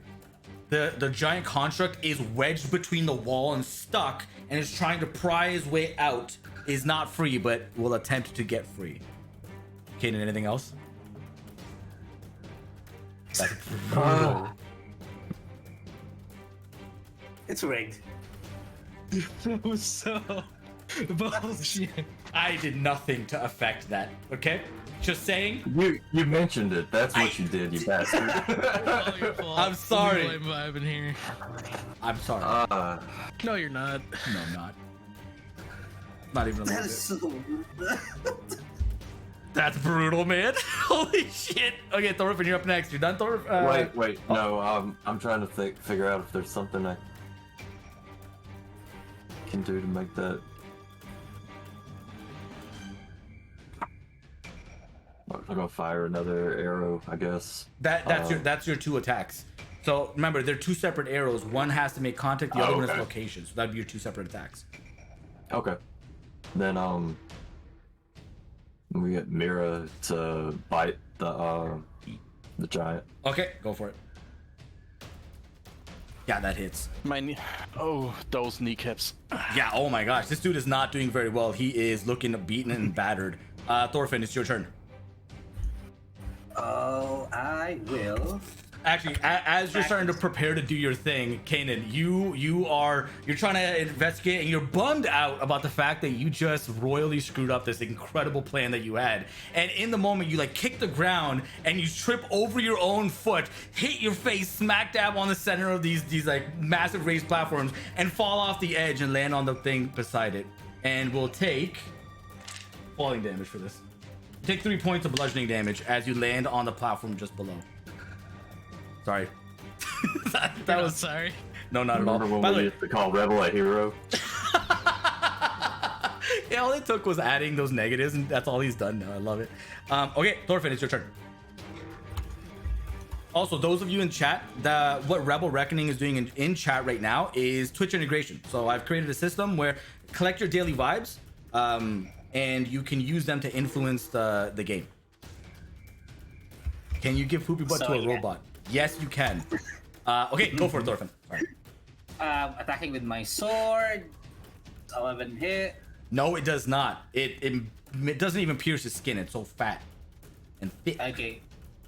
But since I've already attacked him, he can't react. I'm gonna move here and drink a potion. Okay. All right. That's the end of your turn. He also didn't have his reaction, so you could have anyways.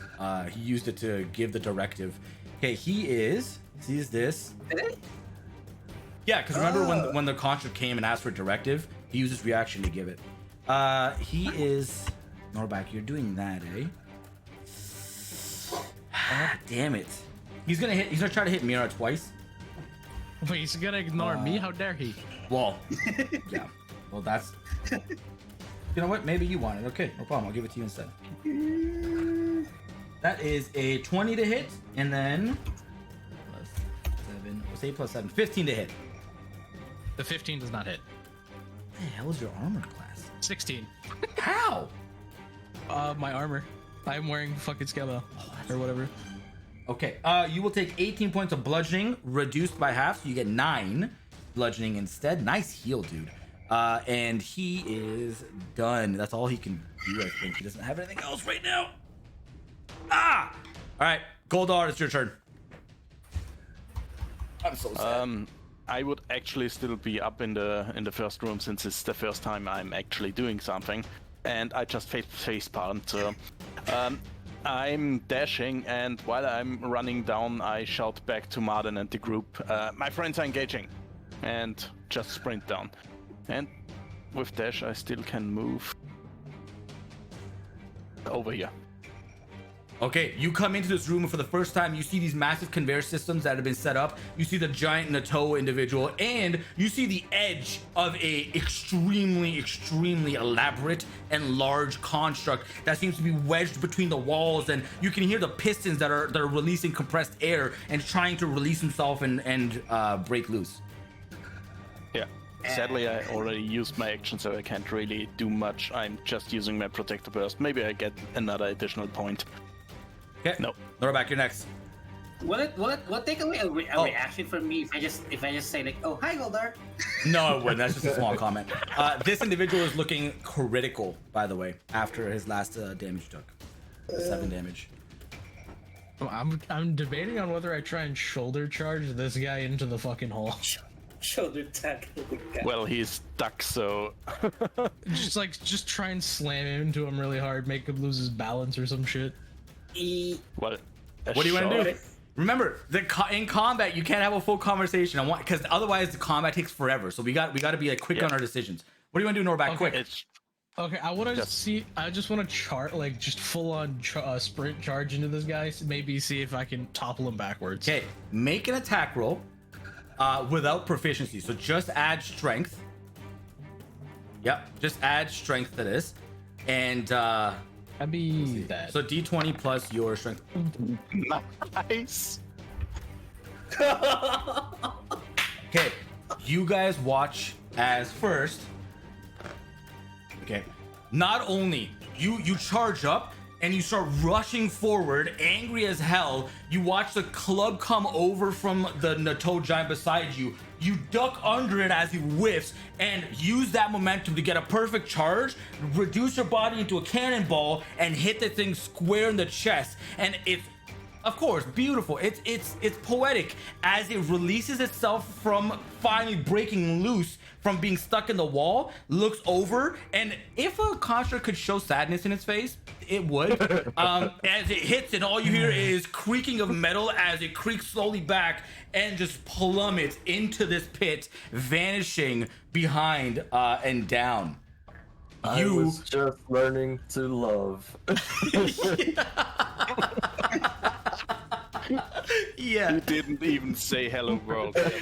Oh, You got to say goodbye, world, God. not hello. damn, that was beautifully done. You land, hero landing, 3 pose on the ground, stand up, and you watch him plummet down to the bottom, and a massive gust of dust comes up and dirt. He made pretty serious contact to the bottom, but you can hear the metal and piston still going. He's alive. It's just he's at the bottom of a deep tunnel. You doing anything else? Can I still attack this turn? No, that is your action. Fair enough. He's gonna take 13 points of damage. Can you apply your poison? I think that was No. a bonus action or something. The poison is It's to a blade bonus. attacks. Yeah, I literally just used my body as a cannonball, essentially. Yeah. No, I just mean for the next attack. Oh, Yeah, I can, You I can do that. I'll do that. Oh, I see what you're Because saying. that's a Use your bonus bonus action, I think. to coat Yes. now. Yeah. Oh, copyright the scene for future movie rights. All right, Ken, it's your turn. You watch this extremely beautifully executed cannonball chest move and are proud of your teammate, but what do you want to do? I say I'm still prone, right? So I have to take an action to stand up. Nope, it's just half your movement. No. Yeah. Half your movement. Okay. Then I'm just gonna shoot some arrows. All right, make it. Go ahead. Uh, Release. Fire away. Oh. Where was that before? Crit. Where the hell was that before? Oh So my 14 god. damage. So yeah, 14 points of damage. What is that? Yep. Okay. Confused. 14. So- Oh. Okay. He's not looking too hot, but as you fire off your first arrow, you watch the lightning trickle off Amira and impact. Right beside you, you watch as an ethereal hand comes down and places a potion right beside you on the ground. You Nice. still have your second attack. Okay. Let's shoot an arrow. All right, Thorfinn, you're up next. That hits. Okay, You are now just that either I hot or am cold, eh? There's no middle ground for you. relatively healthy. I'm gonna come back and attack him with All my right. sword. Go for it. Ah, shit, I don't even have a reaction. Give a Need you. Oh my god! How do you want to kill him? I didn't even get to attack yet. How do you want to kill him? Oh, you know what? Like some sort of a Legolas scene, climbing up his back and. As long as he shoving the doesn't sword out. ask for an acrobatics check, do it. Nope, that's pretty sick. You go, you use the table beside you to single leg jump up and Legolas style come down into his scalp, and you hear him go, "Whoa, whoa," and just plummet down straight right beside Mira, not crushing her because I'm nice enough, and he is dead. Combat is technically over.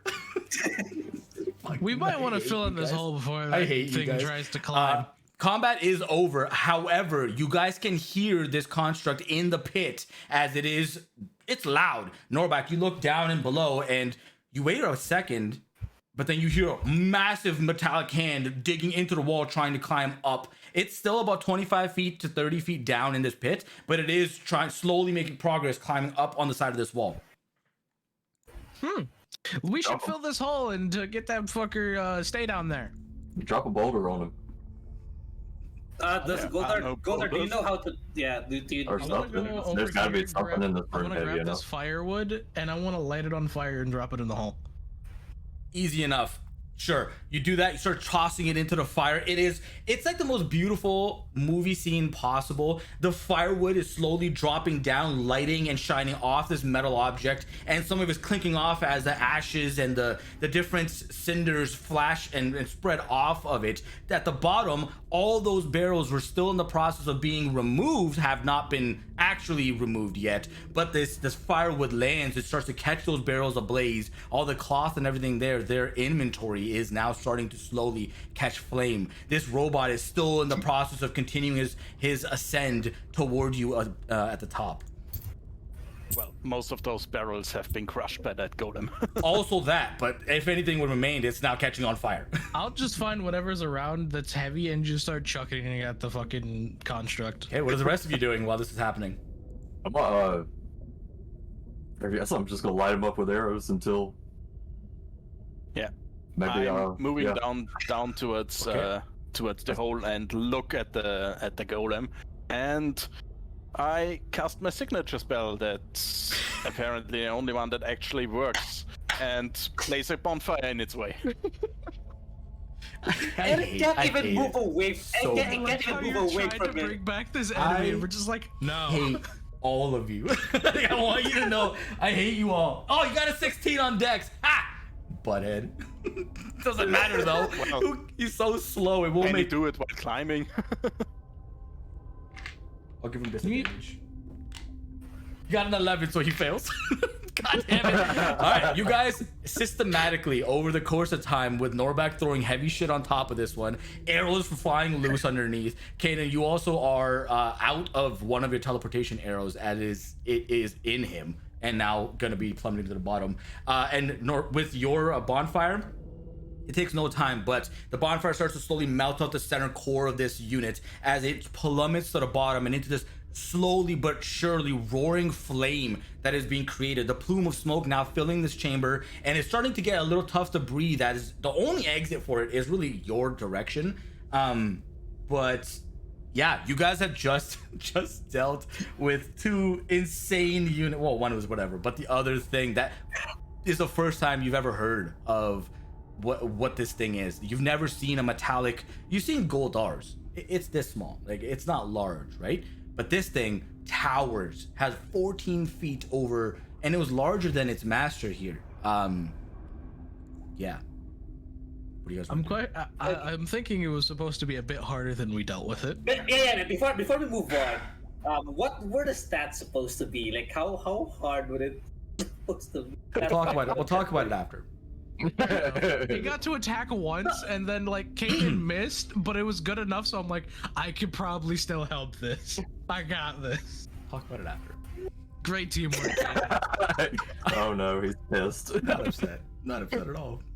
You know what? Great teamwork, Kanan. I'm proud as hell. I'm super proud that you guys pulled that off so friggin' incredibly. It's not like a talking to. No, this is just like I'll answer your questions after. No, I mean that's like, you know, for the sake of the recording and the That was ones beautiful. watching. Okay, for That would those be a nice watching, thing to- that robot was a Yeah. challenge rating 7. That giant is a challenge rating 5, and that robot is disgusting. It is genuinely disgusting. It got to attack once. And the Nutoj giant has ice-based spell casting, which you've seen before. Didn't even get to do that because I screwed up its attack order and didn't help myself anyway. So it's got ruined, man. Good job. Oh god. Even though you missed there, Kanan, I finished was- the job. Yeah, it was. You got it close enough. You guys did awesome, man. That was incredible. Okay, the room Threw up is the filling up alley-oop with and you smoke. slammed it home. yeah, you guys did. The room is filling up with smoke very, very quickly right now with that the fire underneath. You can also, Goldar, you especially, you can very quickly pick up a hint of corrosive and like what's the word I'm looking for? Like not poisonous, but detrimental gases that are coming up from below in this tunnel as well as part of toxic. these. Yeah, toxic. Thank you. Toxic fumes that are coming up from this tunnel, and know the urgency to evacuate. Yeah. I'm just taking a quick look if there are still any papers on that area. There were no with that papers in there. mind, also, There were no papers there. Nothing left. It was All metal right. plates and objects, and most of them Was were there gone. was there no glittery liquid thing? No, everything had been excavated or had been evacuated and down the tunnel, which he crushed. So yeah, there's that. All right. like, can I like quickly I like just shot salvage toxic whatever? gas. Let's move. Okay, so, Alright. Thorfinn, what are you doing? You have a moment here. What do you want to do? 'Cause Yeah. So like quickly like run around, just see anything. dude. Oh, you know what? I'm gonna run to the torture room and get the Evelyn's stuff. Yeah, it's still there. You run over, you quickly kind of do like a bypass check on all the other spaces that you knew were used for storage, and it looks like they cleared house. You guys gave them almost an entire day, 8 to 9 or 9 to 10 hours of prep before or after having rescued Evelyn. They cleared house pretty damn quick, and the last little bit was still left there. But you run into this room, and her plague doctor mask is still there. Some of the more little small, intricate accessories that she had on her person are still present on the table as well. These are the only barrels left, and a lot of them inside just have different herbs and ingredients that are used for cooking or whatever the case be, stored in them. Nothing lavish or extravagant. I want to loot the giant, see if there's anything on him. Give me an investigation check. Okay, so Thorfinn, you're done. You would have to leave because that's everybody Yes. basically gets an action to do here before they head out. Yeah.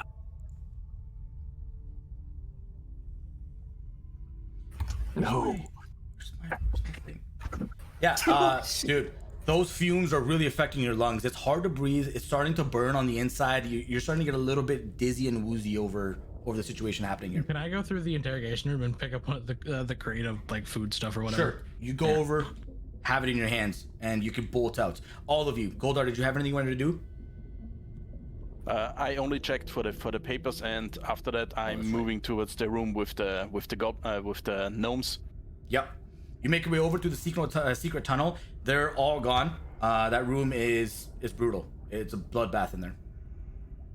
Yeah, because since the fire is over there, it shouldn't reach this area that fast. So I want to take a look if there is still anything left in the gnome room. Give me an investigation check. Okay, you guys have all basically evacuated. I'm just gonna delete you guys off the screen here. And since it's peaceful enough, I should be able to boost myself a bit. Well, I guess I don't find much. The only thing that you do find is that there's a chalkboard that is currently has slipped off of the wall during the commotion, and behind the two chairs on the western wall, which I can show the group right here. The widow's picture is gone. It slid down behind the chair, easy to miss before, but you quickly move the chairs over and start looking at the scrawlings that are present on here, and it looks like your mentor's handwriting. Very familiar, same inflections on the letters and characters that he draws in, and you notice that the mapping out here is a crude small components of how to put together one of these constructs, one of these golems that you just fought. There is, you at very quick glance can gather that it's not a full picture. There seems to be information that was deliberately left out, but the frame of how to create it is present and exists there, whether by his hand or somebody else's. Well, I'm done with this, grabbing it, and I'm out. Bolting out, you guys leave and are starting to climb out of this ladder, and behind you those smoke plumes are starting to gather out together. You can see that the library is starting to evacuate out and the people are leaving, and over here in your space the fumes are starting to come out to the outhouse as well, and Martin is outside with a cluster of the individuals. He's keeping about a 20-foot distance between himself and those the gnomes, so not to keep an association, but the guards are tending to them and making sure they're okay. And Whittle does not seem to be anywhere. The crazy haired gnome seems to be gone. You guys are out and about now. Right. Well, I'm off to also aid the remaining gnomes. Okay, no problem whatsoever. You start to tend to them. It's easy enough. You have the help of druids. They're known for this. This is their bread and butter, right? You guys are trying to tend to them. But nothing else I can do at the moment. Of course. Anybody else have any directives you guys want to do right now? Particularly? Status reports with Martin, maybe like conversation, like how are things, how did things go, all that. Sure. What Martin says like, it was we got the mission done. This is definitely the person that I was looking for. This seems to be the individual. It's like, wait, where the hell is he? God damn it!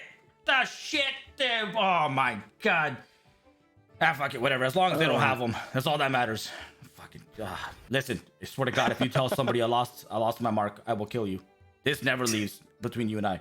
Okay, this was a planned action. You got it? Yeah. I deliberately I did not approach him because I thought he is trying to be a bystander and not talk to anyone, and they would have just evacuated him. God. What's up, Kaden? gotta see if I can pick up any tracks from where the gnome might have gone. Go for it. Give me an investigation. Or give me a survival check. I'm probably just gonna head back to the fucking house. Okay.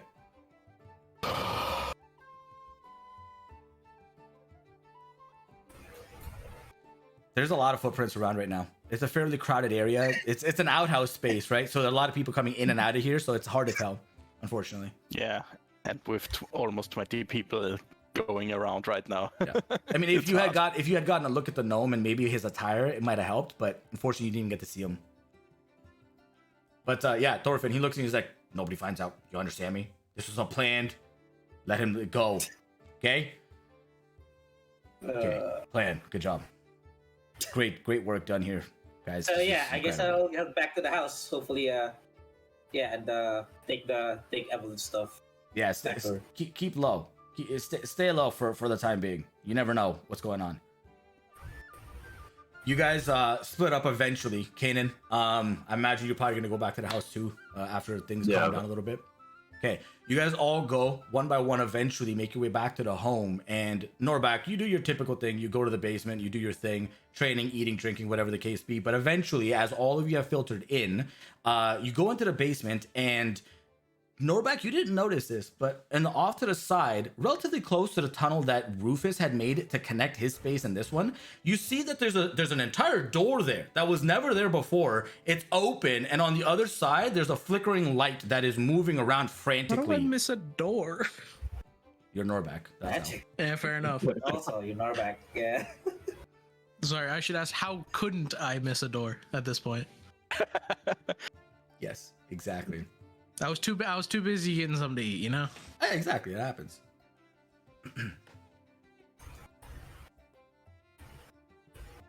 Okay. What do you do? He's just standing there and scratching his head or something. Norback's in the middle of drinking. You guys are all in there. You guys notice this when you come down.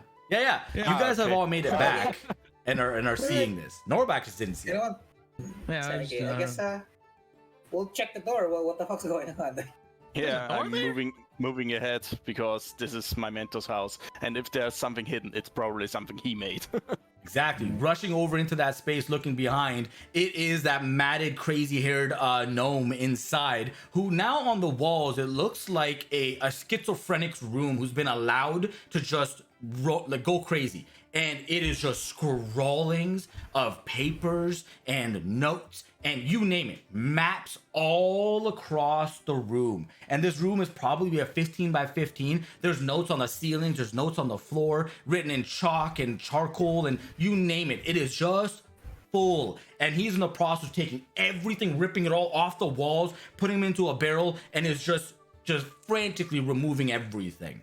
Hasn't even noticed that you guys have walked in. Yeah. Well, seeing that, the only thing I'm probably going to do is shout out, "Mentor!" He kind of like, as he's ripping, he looks over his shoulder and he stops, like, Guldar? What the? Oh my god! And he like runs over and gives you a massive hug. And he's like, oh, I didn't think I'd ever see you again. Holy what? How long has it been? Years. Good question. I mean, I think it has been 2 or 3 months. Oh my God. Not that long. I've been looking out of you since you didn't contact me anymore. Man, things have been absolutely crazy. I can't even begin to explain it to you. It's been nuts. I have seen part of it. I was in the group that actually got you out there right now. 10 minutes ago? 15? Didn't even see you there. I'll be honest. I was just so frantic to get the heck out. Finally saw my opportunity. Thank you so much. I don't know how you found me or them or whatever, but I'm so glad you did. Please help me take all this off the walls right now. We need to get rid of all of this. Gotcha. And yeah, he is someone who taught me everything for a few years. So I'm immediately following his commands and try to get everything done. Okay, give me a investigation check while you're doing that. You two over here. Yeah, you.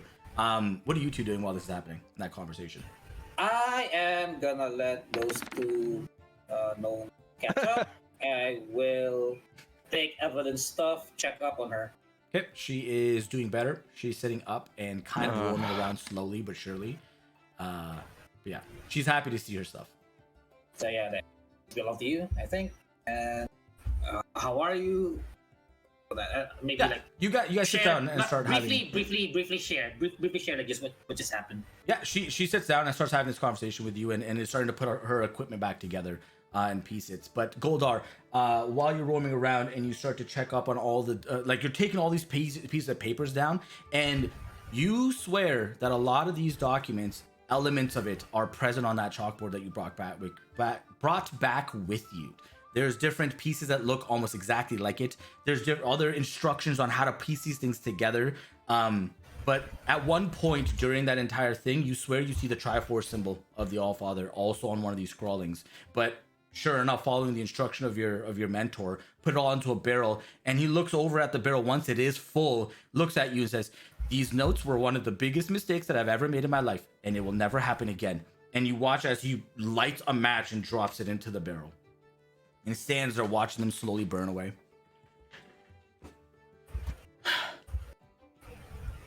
Let's get a drink. I think it's high time for a drink. What do you think, Goldar? You never need to ask a dwarf twice. Lead the way. Nor back in the next room was like, drink. Drink where? The music. Somebody's getting drunk. you all head out to the main floor, and although you guys have been like popping a squat here for a week, and who knows how long the gnome siblings have been here. But by the way,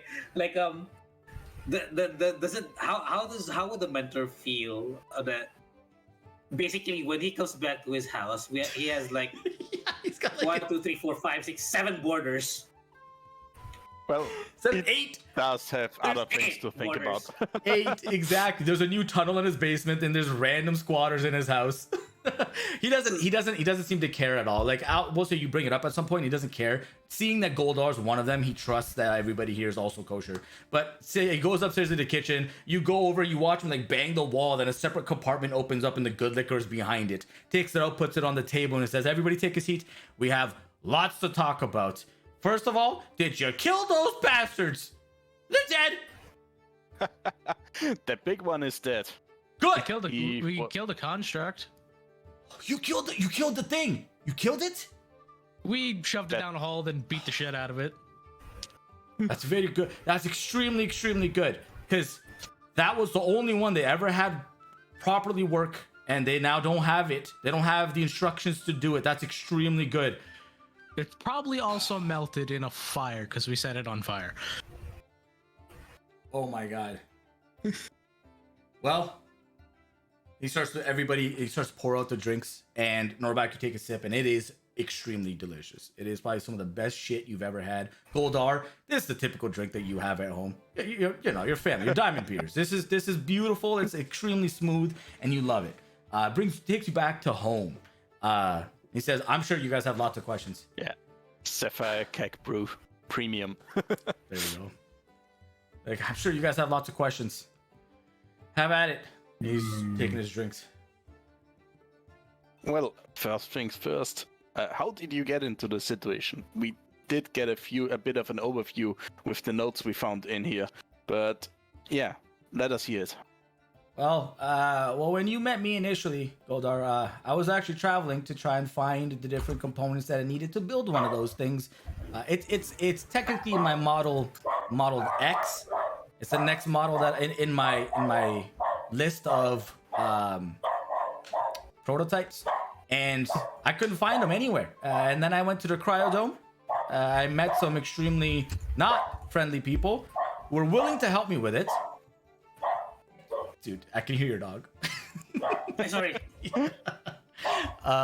They're excited too. Oh, they're extremely excited. He's like, I went to the cryodome and found some very large, mean people, but they were able to help me. They found the pieces. They knew where to go. Apparently, they have an entire reservoir of this material, and they were willing to craft the components for me. That was pretty good for a little bit. It was until started asking questions. Went wrong, didn't it? Well, no, it's more they started asking questions. Once you ask your supplier to give you components of a small piece of a grand picture, eventually they have to make all the pieces and they can put it together. Kind of the problem I ran into.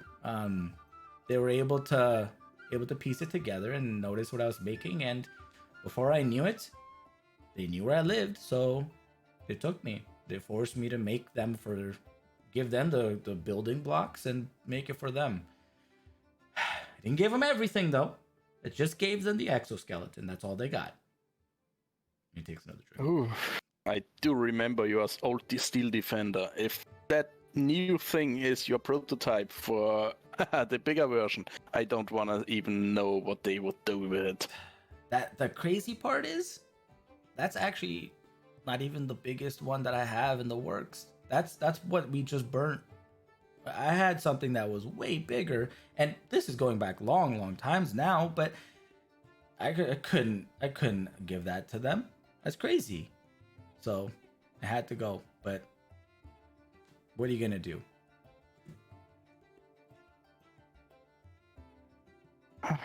Yeah. Whew. First things first, we have to make sure they don't get you again. Do you have any plans, any safe houses out there? Yes, I plan to go home. This is just one of my properties I have. When I'm traveling and trying to get the materials I need, I like to stay comfortably. I will be going home. I want you to come one day. I want you to see it. It's beautiful. You would love it, Goldar. It is incredible. But when time is right, you can come. I have to get everything organized first. But did you guys deal with the temple that they were looking for? Huh? Well, we found one of those temples, but there are apparently 5. Or do you mean a different one? And you watch as he it's almost like he saw a ghost. He gets flushed for a second and he sits back in his chair and said, 5 temples? That is what we found. If we're talking about the same thing. I thought they were just looking for a regular temple. I think I know what these 5 temples are. I've been to them. I've seen them. This is the first time, Goldar, that even though he's a gnome and gnomes don't live very long, he's pulling information. They do. They live 400 years or something. Not even gnomes. longer than dwarves. I thought gnomes lived short amounts of time. Regardless, he's pulling information. Oh, sure. But he's pulling information that is well beyond the years that would be available to a gnome. Even with the age, if that is the case. I don't remember off the top of my head, but well beyond what would be available. And he says, I've been to these temples before. So I guess they didn't find... Which one did you go to? The one by Mirror Lake. The one in the lake. On the lake. Oh, yeah. Oh, you met the Guardian. How would you think of the Guardian? He's pretty friendly. It was nice. Yeah. It was great that he didn't kill us. Mm-hmm. Yeah, he was kind of relaxed for a Guardian. He's the most level-headed of them. Yep, definitely. That one happens to be the tipping point to the others. If you want to climb the hierarchy of worship and devotion to the All Fathers pantheon, the Assirs. Wait. So you're seeing you know about the god, these deities that are you know that's involved with the temples. Oh yeah, of course. Yeah, I've met them So myself. so like on that note, like what do you know about a god of trickery? Oh, you met him too? No. No. Actually, I did meet him, and he asked me. I'm not sure if it's you, but he asked me to see even know him in winter. That would probably be me. Yeah, that checks out. He's a longtime friend. I've known him for too long, but longtime friend. Yeah, that's crazy. He's not a very talkative guy. He doesn't go out and about and just have like cordial meetings with nobodies. But hey, sorry, no offense, not trying to call you a nobody, but you know, like God, In the grand scheme of things, not yeah, God. that's fair. You know, yeah, exactly what he said, exactly. Yeah, But so that's yeah, crazy. Wonder why he was looking for me. We Huh. also tend to have sometimes a glowing symbol on their hand. That probably isn't. That's probably nothing. On your hands, and he starts to like can- inspect you. It glows every once in a while, then it just disappears. That's kind of weird looking. I don't know what that's about, but good luck with that. I can't help you. It is the symbol of Odin. I formed the three triangles with the dots. I'm what sure you dots? have seen that often enough. Oh, I've never seen any dots. Usually that Triforce symbol is just on its own. There's the three triangles. I don't know about any dots. Extremely Well, weird. The Guardian mentioned it when we came down. Because many one dots of were us there? already had it at that moment. I have no idea what you're talking about. I don't know any dots. Yeah. Maybe it is on a need to know basis. I don't know. I guess I don't need to know, but I guess it's lucky you don't need to. yeah, luck is definitely what I've got. Whoa. You're right. For sure. Yes, and Nomi is lucky. I Can you can't tell even us remember more how many about dots there are on the symbol. Yeah, about the Isn't it- Nutoj? It's like, what was it, like 5 or 6? There was Isn't it 5 six? But above. I'm not sure. There's 5 above and 2 below. More Okay. about the Nutoj. Yeah, they're weird. I don't really know a whole ton about them. They're kind of just here. There's no god that I know that kind of tells you to smile lots. You spent Weird. like 10 days with them. I actually spent longer with them. I've been with them probably now 40-ish days, close to some. I lost track at some point, but I've been with them for a while.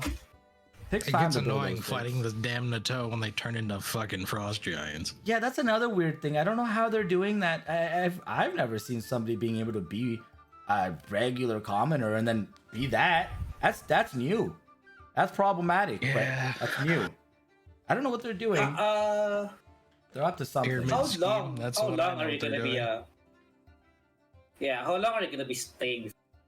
I'll probably be here for another 2 days, and then I have to leave. I have to finalize some of my contracts in the city if they're even around, and then I'm out. I have to leave, take care of my business. But One thing I wanted to ask before any of that, since you tried to help me with the Great F and the Guardian also mentioned it, do you have any information on that part too?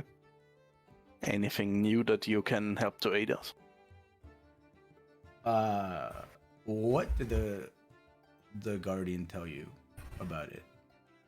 A bit of an exposition first. We went to Waywin before. That's where actually this group pretty much was formed. And we raided an underground, well, let's say lab, where they created a liquid that caused pretty much the same symptoms as the Grey Death, the petrification. And later on, we actually managed to meet that Guardian, and he said something about that they created the original version, and it was used to force pretty much the population to worship the Norse pantheon. Takes a sip. Like, Yep. See, that makes it sound really bad, but it's really not that bad. You just gotta look at it in the grand scheme of things. That's all. That's all I'll say. Well, that's not really what I'm looking for. Have you found any way or any information about that new Grey Death or anything about countering it? Or maybe even who is just peddling that stuff? Didn't have a chance, unfortunately, to really find it. I didn't get I haven't really been able to do much Goldar, unfortunately. I've just been doing my things, trying to figure this next thing out. I was really excited. And then I got caught up in all this nonsense. I wish I could say I had something for you, but I don't. I hope you can still at least help us with your contacts. I want you to be safe, of course. But I still need that. That is my main priority. I understand. I hope your dad, your father, and everybody at home are still okay. I'll swing over and talk to him if I can. Yes, the old man is actually infected. That was the main reason why I moved out. You didn't contact me anymore, and he got it. Well, I didn't understand that it would be causing such a problem. It's shitty. Well, I'll do what I can, and I'll stay in touch. I'll try to do what I can. I'll find out any information. Do you have any sending stones locked away too? I have my means. Don't worry. Come on. Okay. Goldar, come on. You've known me. You know how I can make things work. It's fine. Don't worry about it. I can do it. As long as you then don't send those squirrels around then again. They are pretty annoying after they pop into your face. Yeah, I won't do that again. Don't worry. I learned my lesson after, Sheba spilled the hot tea all over her face and forever ruined her beautiful skin. You do that mistake one time and then you don't do it again. But that being said, since you guys are looking for the temples, do you have a piece of paper? He's like, hold on a second. He goes off and opens a drawer, takes a bunch of paper out, and he has a chalk still on him. Starts to scrawl over to the paper. He's like, if memory serves correctly, I think it's over here. He's like, I think this is a bit weird. And he starts to hold it out and look at it. And as everybody is getting a view of what he's drawing, he starts off really small scale and starts to blow the imagery up into a larger scale. And very quickly you notice that Kanan, you with your passive perception, notice that small scale view is extremely familiar. Very, very familiar to you. And he starts to add on to it and position everything else around. Very quickly, you have an extremely accurate drawing of Winterfell. And that initial drawing, it matches the map that you guys just recently found. And where he marks on the map is exactly where the Nutoj temple is. And he says, that spot right there, that's where the other temple used to be. I don't think these dummies have found it yet. If they haven't figured out how to access the whatever they're looking for. Because I don't know what's in there. It was just a temple, it's just a shrine. I don't get it, but they're looking for something, obviously. Yeah, I'm taking out my notes and look through it and mention the other 5 locations. What we found out already during our investigation is that one is in Mirror Lake, then the one was the one we found, then Winterfell that you just draw on it, and we have one in Aerith and Helheim. The 5th one is missing. Do you remember where that would be? Aerith and Helheim. I'll have to think about it. You gotta remember, I've been going at 110% for the last forever. Give me a second. I'll try to remember it and I'll get back to you with that too. I'll see if I can't pin it down, but I know where it is. It's at the tip of my tongue. I'll figure it out. Don't worry. It's okay. Get this temple, do this. Whatever they're looking for, take it. Don't let them have it. They're already shitheads. I don't like them. Burn it to the floor. Okay, wipe that stupid smile off their face. Yeah, we have already clashed with quite a few of those guys. All right. More than a dozen. Enough business talk. You guys in the mood for some partying? It's all on me. Yeah. Let's roll those constitution checks. And he points to Kanan. He's like, Oh yeah. My man. And then he's like, all right, let's go. And he grabs his fancy jacket off one of the side ones. It's like a tiny little thing. He's got puffy hood. And he's like, let's do it. Night on the town. Let's go. You guys all rush out and you have an insane night of drinking and debauchery, and it is wild. Takes you from corner to corner of the town. He shows you the best dives, the hidden places in between these really shady alleyways into these like speakeasies and underground gambling locations, and it is bonkers. He seems to know the whole city ins and outs, and you guys have an awesome night. And that's where we're gonna end it today. Fair enough. All right. And Yobu doesn't get any of it because he's missing. Exactly, doesn't get to enjoy any of that. That's fair. I get fucked. I'll be right back. I'm gonna see the chat off. Alright. Sounds good. All right. Oh, that's the wrong button, and here we are. Okay, well, I hope you guys enjoyed today's session. Today, it was pretty good. They actually got a lot of things uncovered. They did a lot of stuff. Man, holy crap. Killing that freaking golem was a stroke of genius. First, when Kanan thought about using those teleportation arrows, oh my god, that was so smart. I wish he hadn't rolled. All he needed was like a 2. Hey, Planeswalker. Hey, thanks for the follow. Welcome to the Sunshine Valley, where the grass is green and the men are pretty. God, I haven't said that in forever. I appreciate you. Thanks for being here. Crano! I like it. But I'm glad you're here. I appreciate you sticking around and having a good time. We'll do this every Saturday. By the way, check out my Discord, Crano. If you want to do the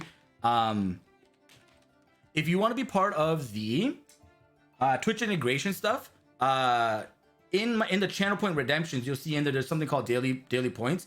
You can use those to redeem any one of these things here. Exclamation mark will give you them. You can provide advantage, health potions. You can provide a bardic inspiration, which is the god's melody. You can let them automatically win a saving throw. You can revive a player. It's a skull in Spanish. Oh, that's kind of neat. I like that. But yeah, there's lots of really cool stuff. You can also screw the group over, which is, and then there's the harmful stuff. But I've been trying to grow that list. I just don't have a lot of ideas when it comes to it. But Crano equals Skull, yeah. So Skull Planeswalker, that's pretty dope. But I'll see you around. I look forward to chilling and getting to know you a little bit better. But all this whole campaign is on YouTube for those of you that don't know. I think the link is provided in my about section at the bottom as well. But regardless, it's time for me to go. I'll see you guys next Saturday for the session at 2 p.m. Yes, next Saturday at 2 p.m. Unless things change, I'll let you know in Discord. But I love you guys. Thank you so much. Stay awesome and be kind. See ya.